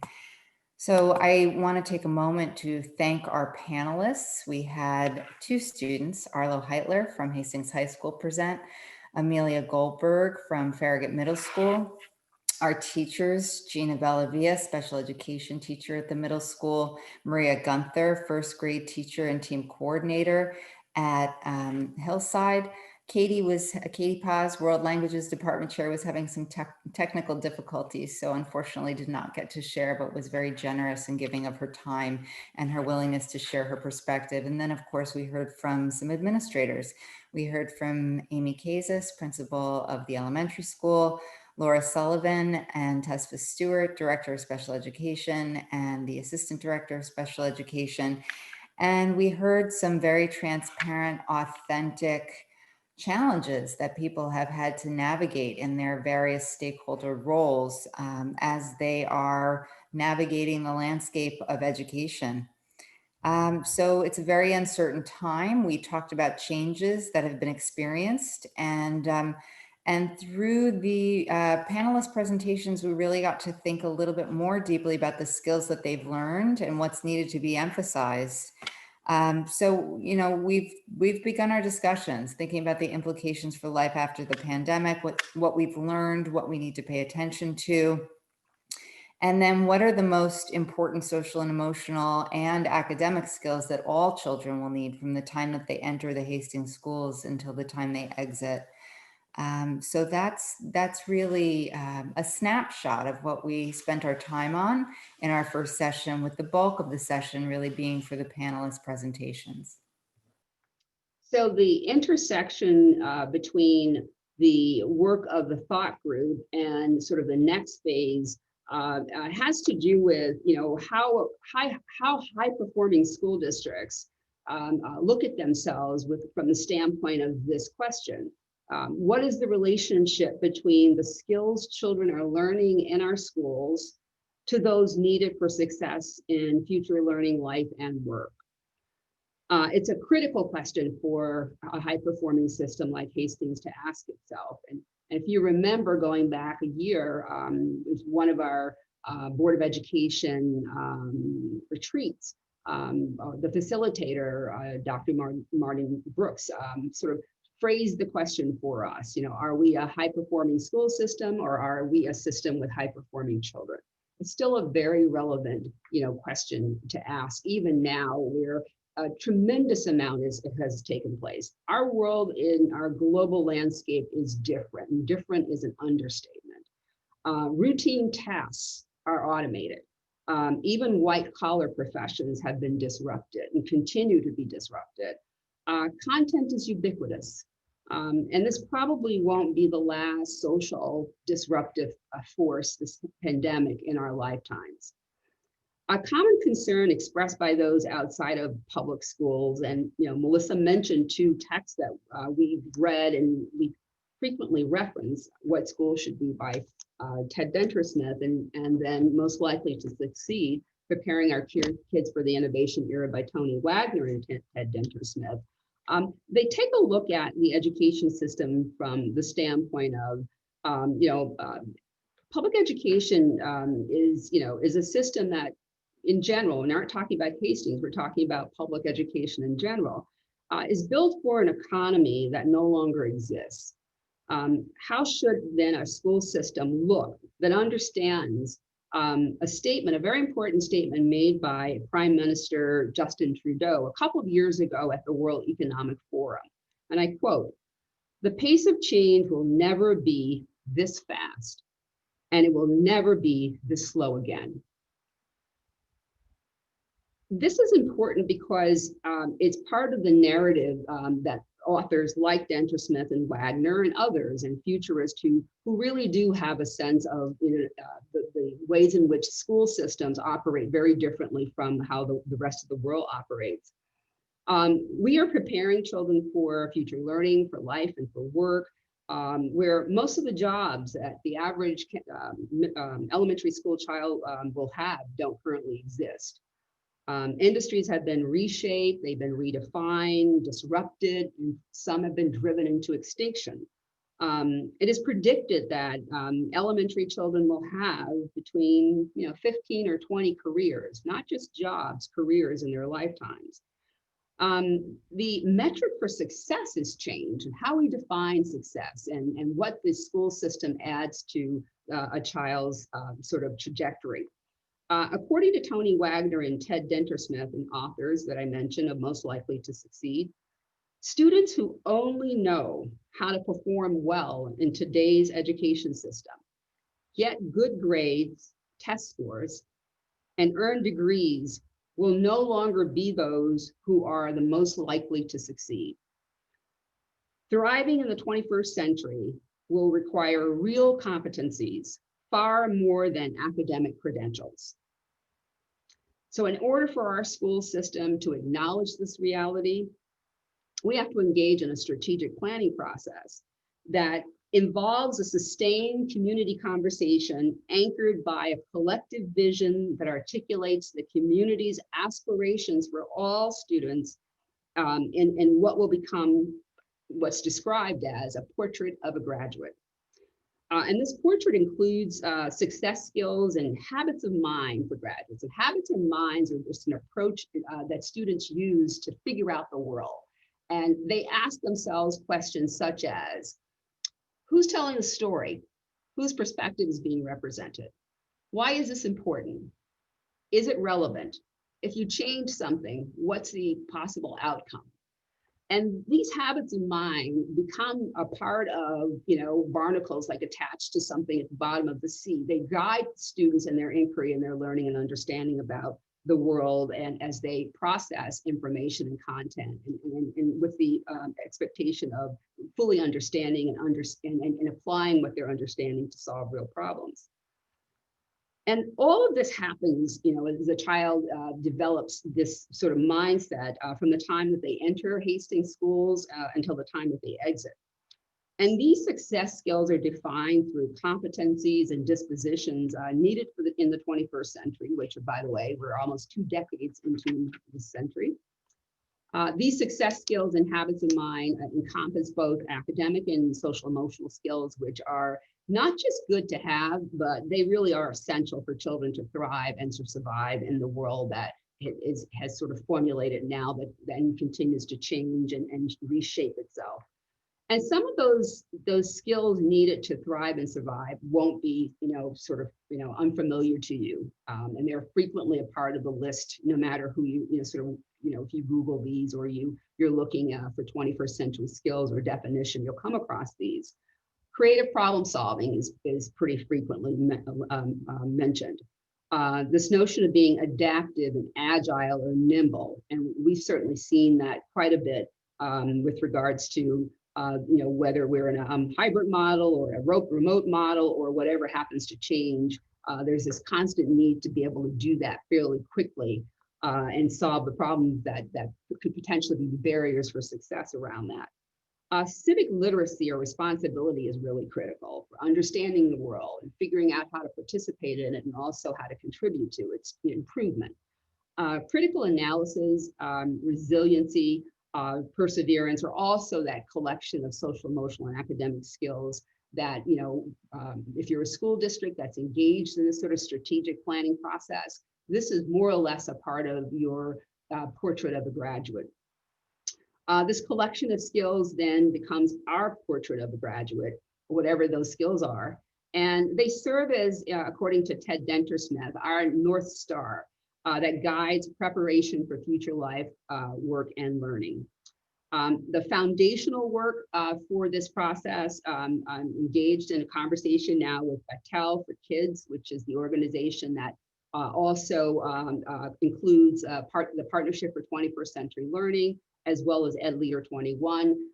They work with school districts across the country that are engaged in the throes of, trying to identify, what those, what the aspirations are, what the community holds as, the belief system for children, and not just be contented with being in a high-performing school system with, children obviously being successful, but being able to question the metrics and be able to look, and examine the system thoroughly to determine, that crosswalk, of what we're doing internally and all those good things, that are happening, and then how are those measured against the new metrics that's described by authors like Wagner and Dintersmith and others.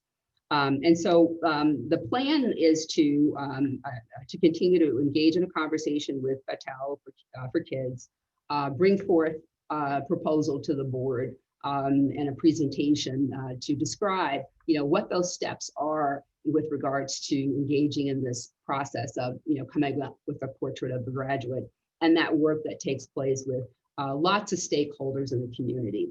The aim is to potentially begin this work in January or February, and bring forth a proposal to the board with regards to what that would look like, and then move forward in discussing, the steps that we will take if the board feels that it's appropriate at this point to begin to have this conversation.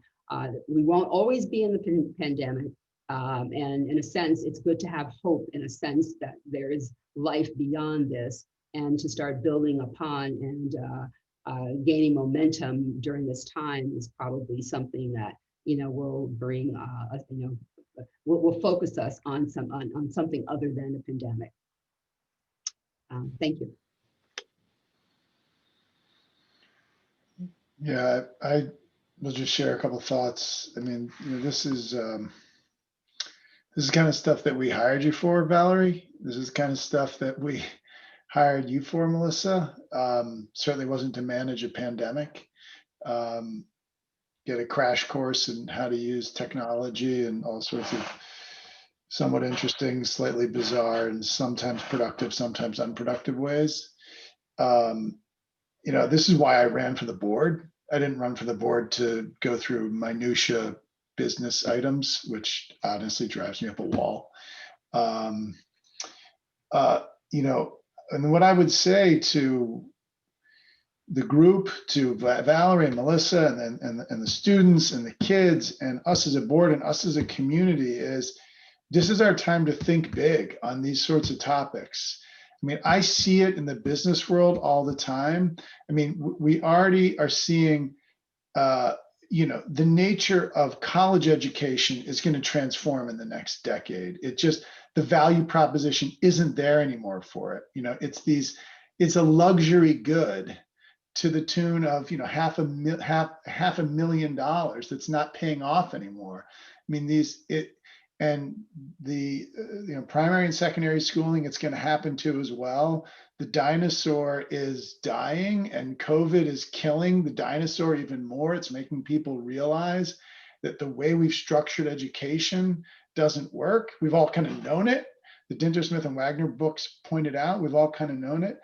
But when Valerie, you led that last call, I think it was a diversity call, but it happened the day after the election, so it really became more about a politics call. And the kids that were on that call were so inspiring to just be talking about how their eyes have been open over the last couple of years, and the pandemic has opened people's eyes even further. You could kind of see this like desire to really engage and learn new things and do different things. And also at the same time, this kind of exasperation, like, we don't know exactly what to do. We don't feel like we've been taught this. We don't know. And we certainly heard that ever since the spring with all the racial unrest and George Floyd. And when we got together in the park in Draper Park, there's this sense that you hear from students, which is kind of like, how dare you not prepare us? right? You can feel that, you can hear that in so many ways, shapes, and forms.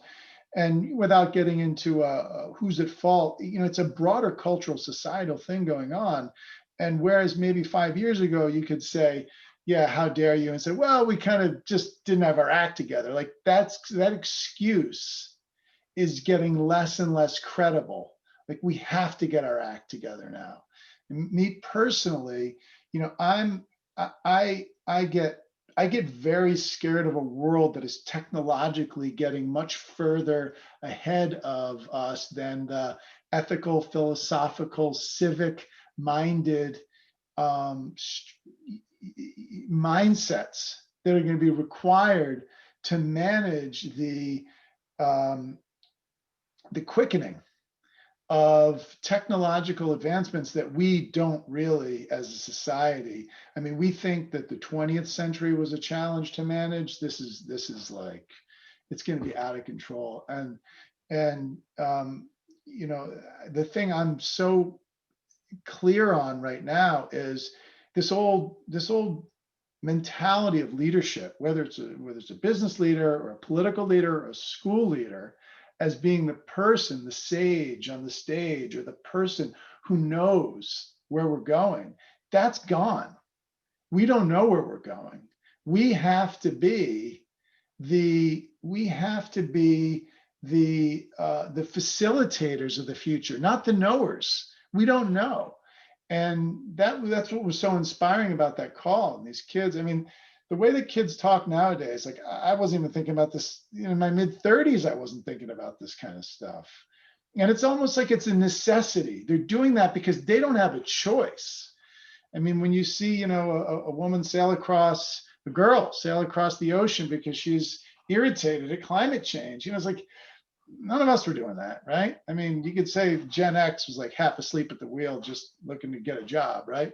But, this is changing. And so leaders don't have the answers anymore. We need the kids. We need everyone in this. And I'm a big believer in this, big fan of, again, it's why I ran for the board. And I don't know a 1,600 person district in, Westchester County. Like I don't know, what can we be? Who can we be? Maybe we're not gonna have the budget. But we can be a philosophical leader. We can be a mindset leader as it pertains to what the future is and can be. And I really, whether I'm on the board or not on the board, I want to be a part of helping drive that forward. I'm very passionate about it.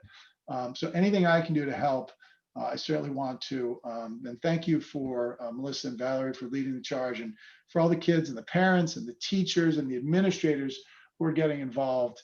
Melissa said, it's a big group. It's great to have a big group. Sometimes that's true, sometimes that isn't. But I think, just being able to really, this town is filled with so many brilliant people. And that's another question I have is, are we reaching out to enough? Are we pulling them in? I've had a few conversations at parties here and there where, I'll look at someone, I'll say, you're brilliant, education, you've been around, like, where are you? They're like, well, I'm kind of busy. It's like we've got to suck that brain power out and engage and pull and get these people engaged, because there's no reason why we have a town filled with brilliant people across so many different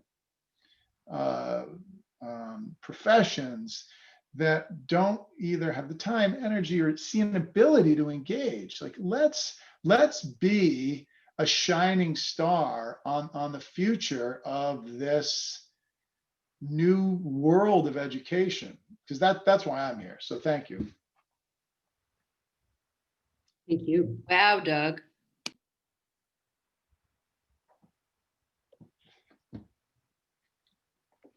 Yeah, so I participated in the thought group last year, and the skidding breaks that occurred in the spring were heartbreaking to me, because really, like Doug, this is really what brought me to the board, and what drives me in terms of schooling and education is really how you can really help children have more agency, have more creativity, have more ability to approach their lives with their 2 feet planted, but their thoughts just, reaching as far as they can go. So, the fact that, that Valerie and Melissa, you feel that the system is ready to continue on this endeavor it's opened my heart and mind in the midst of this pandemic. We've been talking, sort of quietly, when can we get this going? Do you think the group can get together? Do you think it's a good time to talk to the board? Do you think,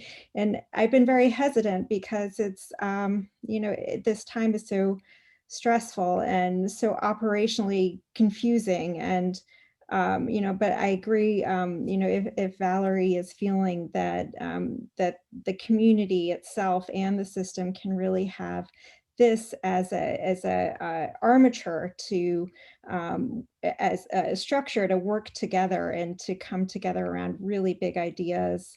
And I think that we could potentially get more involvement due to the pandemic. I think people are looking for ways to look toward hope, look toward the future. And one thing that does is a positive outcome, of a remote meeting, is that more people have the tendency to be available to be involved. So thank you for putting the accelerator back on. And I look forward very much to hearing what type of proposal we might hear to start moving this forward in later in the winter. That's great, thank you. And I just wanted to point out in the Our Schools presentation with the administrators, Melissa, all the building administrators and district-wide administrators, it was also, another offering to this, this way of thinking about our schools, to identify those, those moments or episodes across the school district where teachers are being creative and are integrating, skills that, perhaps we've not adopted a set of skills yet that we all, are rallying behind and want to make sure that, these skills are integrated into, all components of the system. But, that was one of the sort of objectives of the Our Schools presentation, was to begin to make this case for, an identification of a set of important, skills that children can apply that are not about, content, but about what you can do with the content and how, they can sort of set their minds to think about the world around them in ways that help them to approach, unfamiliar situations with courage and to be able to, create and sort of derive a passion for what they're doing, and that, that is what will help them to kind of, go forth and manage in this world where, that's sort of like a volcano that's constantly being reformed and reshaped. And I think that's the way to think about, what awaits children, not from the standpoint of something that's frightening or foreboding. I think it's exciting, that it's a world that doesn't look like the world that, in many cases, prevent children from, sort of reaching their potential and exploring and trying things because they've learned that that's what you're supposed to do. And so that part of it is extremely exciting because it is all about inclusion, and about cultural awareness and being able to change the world and make it better, and not perpetuate some of the things that continue to be major problems for us. So that's the other sort of hope, is that it does deal with some of the very issues that are sort of exploding around us. Because when you develop the habits of mind, you develop that to approach and challenge and interrogate, society in a sense that, you don't just accept, what you see or hear. You push back on it in ways that you can eventually understand it and make sense of it. So, thank you.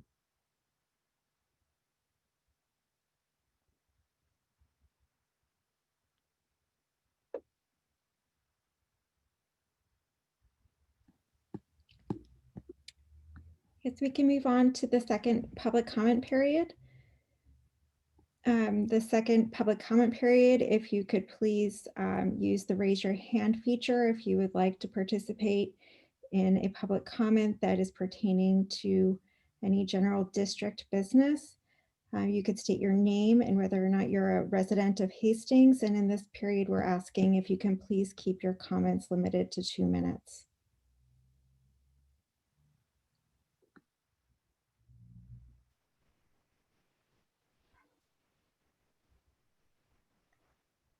I'm going to promote Dr. Laura Jens to panelists so she can speak first.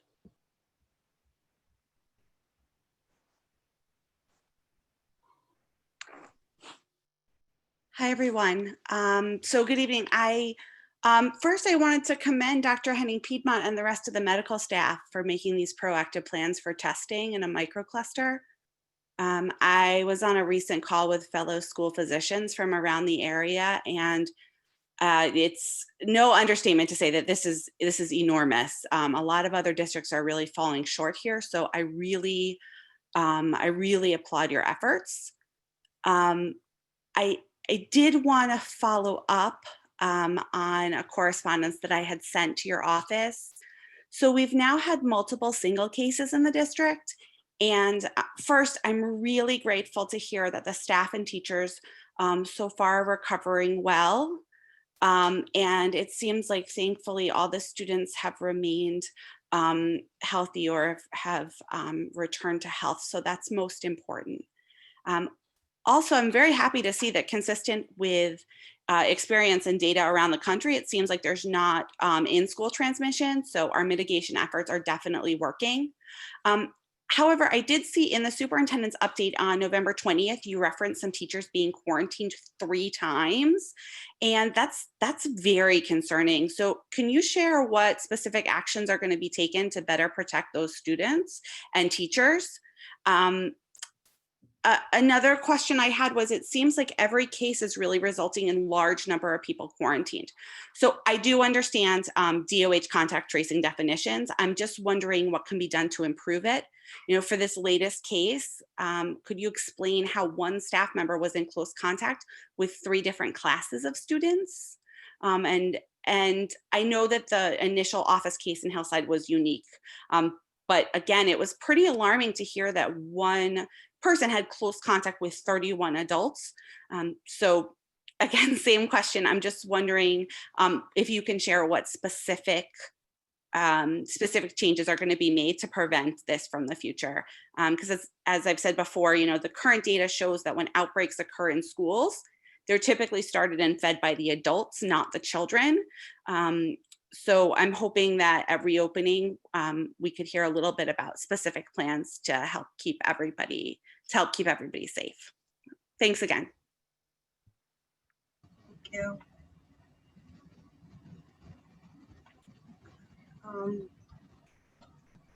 Next, I'm promoting Erica Surson.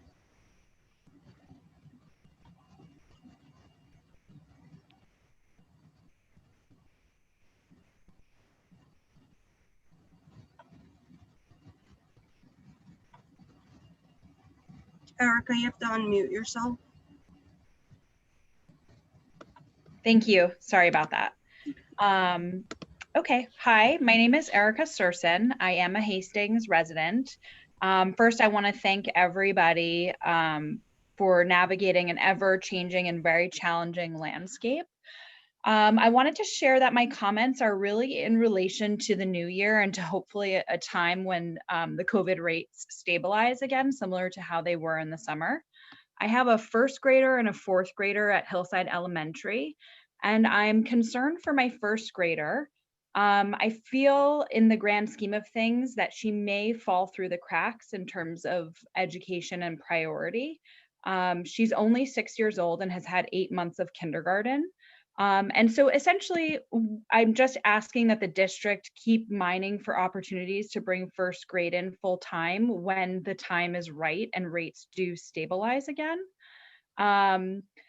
if you look at the ages of kindergarten and first grade, they do overlap quite a bit. Kindergartners are 4, 5, and 6, and first graders are 5, 6, and 7. And while priority has been given to kindergarten for full-time in-person learning, the same consideration, it would be great if the same consideration was afforded to first grade in the future. I really feel like these students are by and large the same age, and the current first graders missed a large part of their kindergarten year.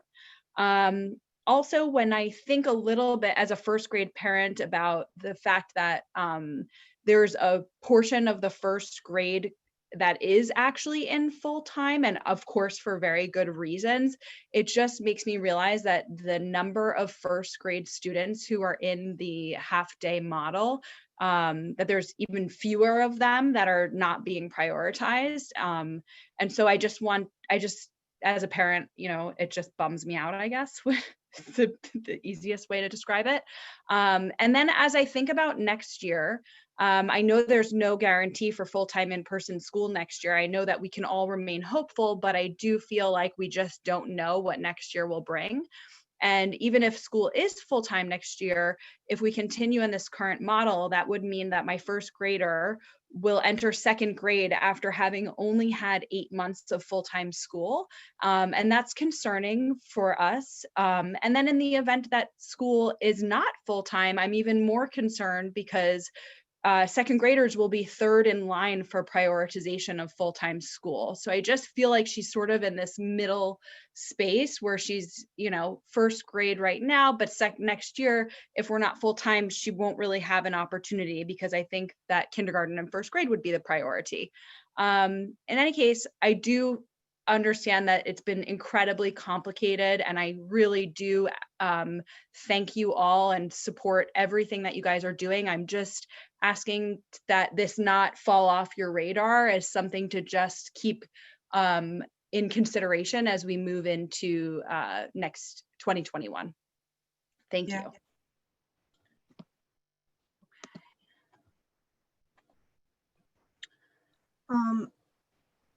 Next, I'm promoting Alyssa Cohen.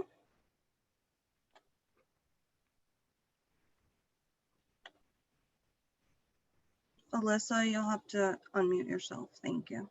I just did. Thank you. Good evening, members of the board, Dr. Henning-Piedmont, and fellow Hastings community members. I'm also a member of the Hastings community.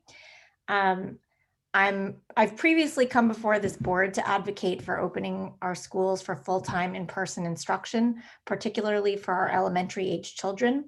I still believe that is the right course and was initially encouraged by this administration's efforts to open for full-time kindergarten instruction and the presentation shown back in September.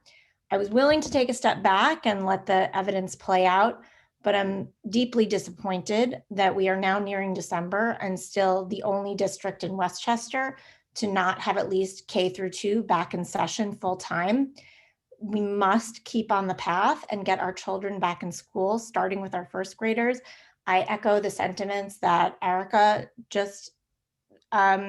I just echo her comments and everything that she's experiencing with her first grader. I'm experiencing the same concerns, but furthermore, just to sort of drill down on this, we have scientific evidence and CDC guidance about what is right and what is the best thing for our youngest and most vulnerable children in this community who are deeply suffering socially, emotionally, and academically. We have additional available evidence and guidance from the CDC and around the world that this harm is far greater than the risk of infection in school. Back in September, there was trepidation and no one wanted to be the leader in this effort.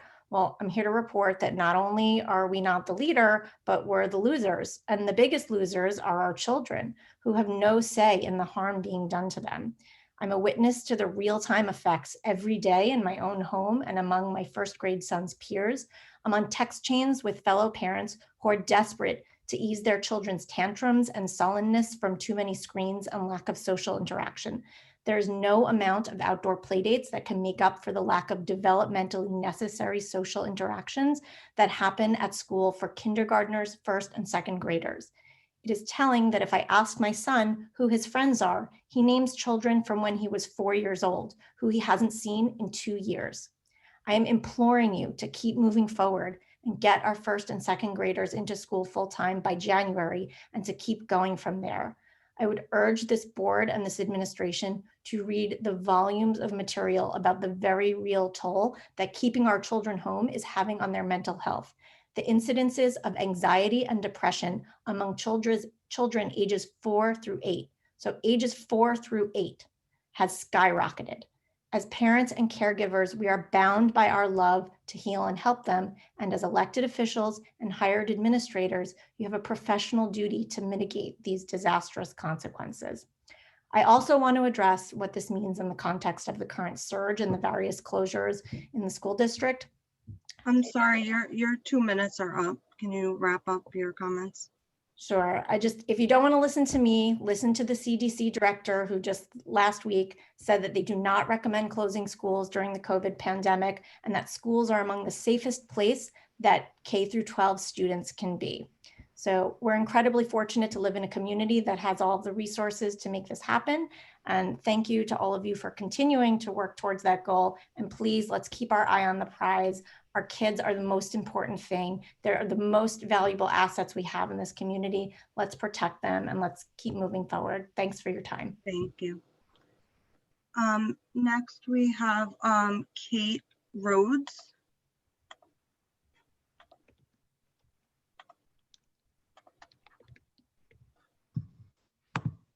Yes, I'm here. Can you hear me? Yes. Thank you. Good evening. I thank the superintendent for her leadership and action on the yellow zone testing issue and on the Thanksgiving attendance flexibility. I think that's excellent. I'm a first grade parent. You've heard from 4 tonight. Here's a 5th. And I have 4 questions for the Board of Education this evening. First, there are 81 first graders in the district, down from around 100 at the beginning of the year and 88 a few weeks ago. We're at 81. Is the board comfortable with this percentage of children leaving a single grade? As a district who takes equality very seriously, are we effectively addressing the needs of the children who remain in public school? My second question is that given the number of students who have left and continue to leave our school district in favor of alternatives to public education, is the board and the administration planning for the short and long-term financial implications of the downsizing of our student body? Third, the Board of Education wrote to my family last week that the administration is planning to hold a public forum for the Hillside community to address reopening. My question is, what is the date and time of that forthcoming public forum, and will the Board of Education attend? Finally, my last question is, has the Board of Education requested a comprehensive report and presentation from the superintendent regarding full-time in-person first grade to be offered when children return from the winter break in January? We have heard mention of full-time first grade as part of other reports by building leaders, but never a plan or a process by the superintendent to overcome the challenges that have been identified. Has the board asked the superintendent to report and present on the first grade?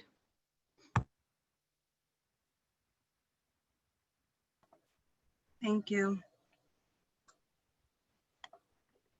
The last public comment we have is Alex R. Please state your last name so that I can make note of it.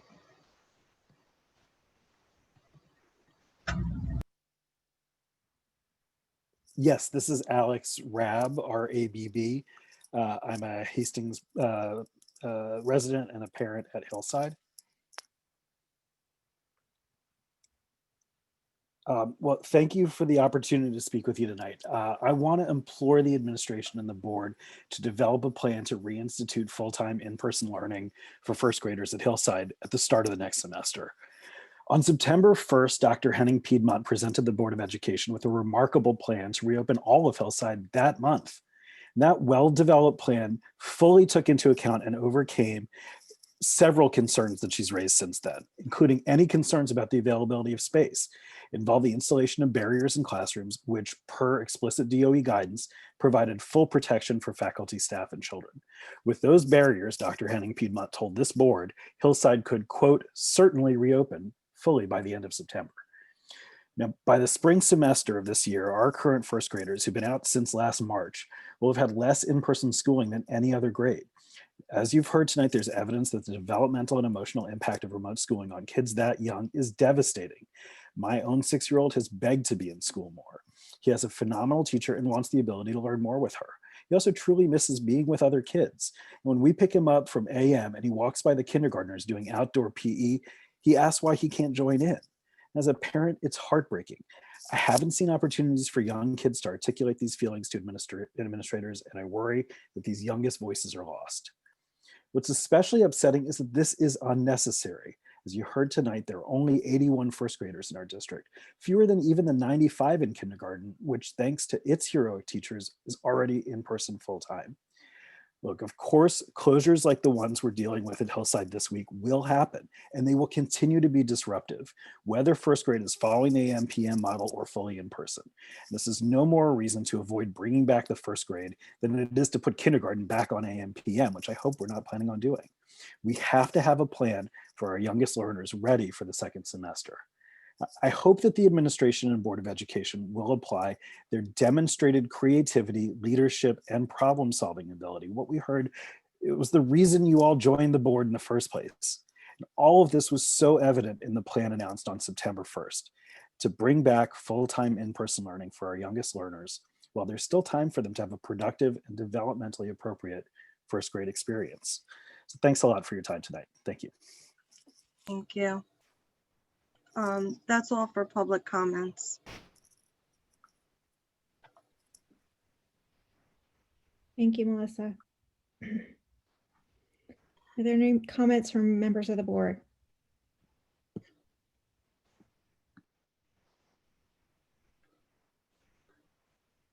Sure, I'll take a go at it. Since it's Thanksgiving week, I think we need to look back on some of our successes and where possible, give out the thanks. And I wanted to thank our administration for quite a few successes in September, October, November. If I were to quickly list them, I think we succeeded in keeping staff positive cases and did not have students spread. I think we succeeded at the high school level at getting some amount of in-person schooling days. And I know we succeeded for our kindergartners by getting them a full day schooling. And I even wanted to also, I think another success was that quick transition to the AM/PM model. I think that worked out very well for Hillside compared to the alternative. And moving forward, I think we are all hesitant to think positively for the next couple of months. Windows are getting closed because it's getting cold. There's humidity is affecting our virus and our numbers are skyrocketing. But I think a lot of parents hit on some strong points. And I do hope that we come out of winter whenever the opportunity presents itself and we build on some of these successes. I hope this doesn't stop us from planning during winter so that whether it's February or March, that we come out and make some strong gains and maybe celebrate St. Patty's Day with some more successes. Thank you guys for all your work. It's been fun being on the board for 3 months.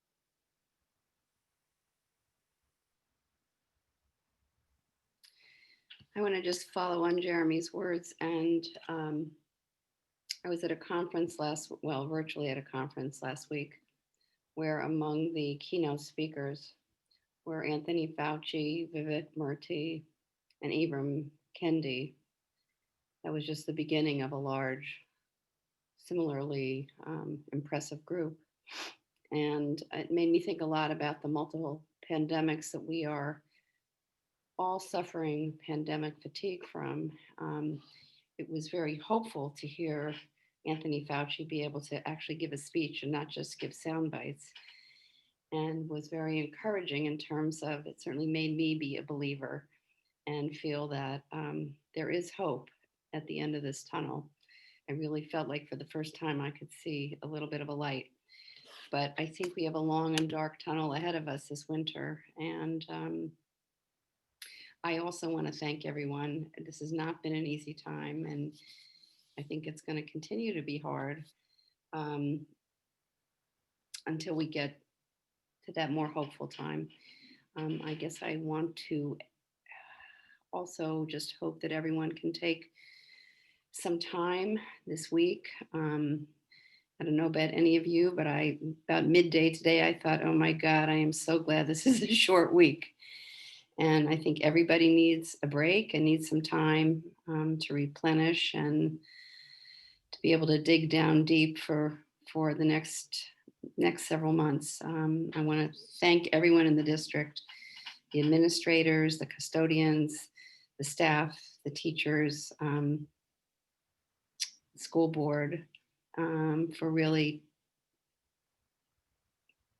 putting in an incredible amount of time and energy and effort and dedication. I'm thankful to be a part of this community.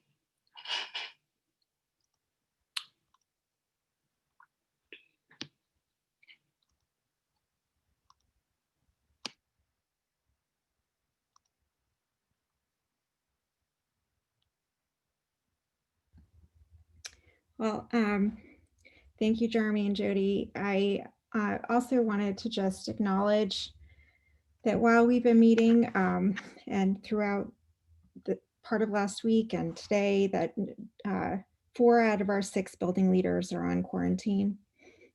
We have many children on quarantine, many staff and faculty members on quarantine, and you know, I'm hoping everyone has health that improves or remains. You know, aside from that, you know, I saw Maureen ushering in kindergartners last week because we didn't have the right staff level, and she was there lending her hands where needed in Hillside. And Melissa was, you know, at the helm at Hillside because Amy and John can't be there.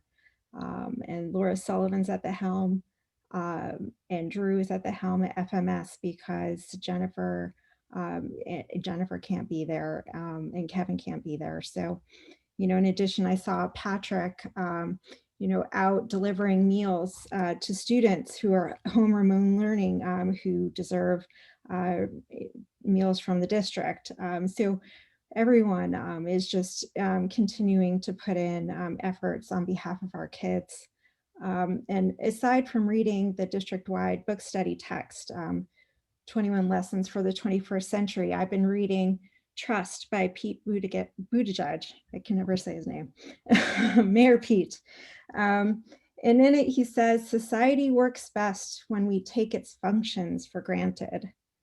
And certainly, I think for many years, we've taken schooling and public schools for granted. And yes, schooling is different now, and it feels different and it looks different. But certainly the care and the intent and the focus on our children, we can still take for granted because I've been seeing it.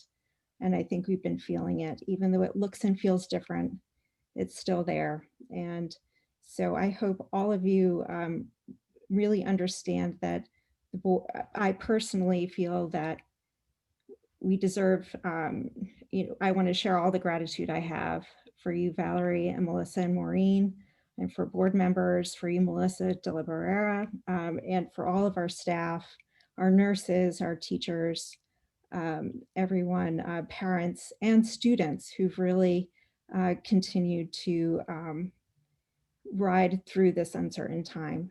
So thank you. I hope everyone, like Jody says, is able to have some moments in small family moments together this weekend, recognizing that there's still very much to be grateful for.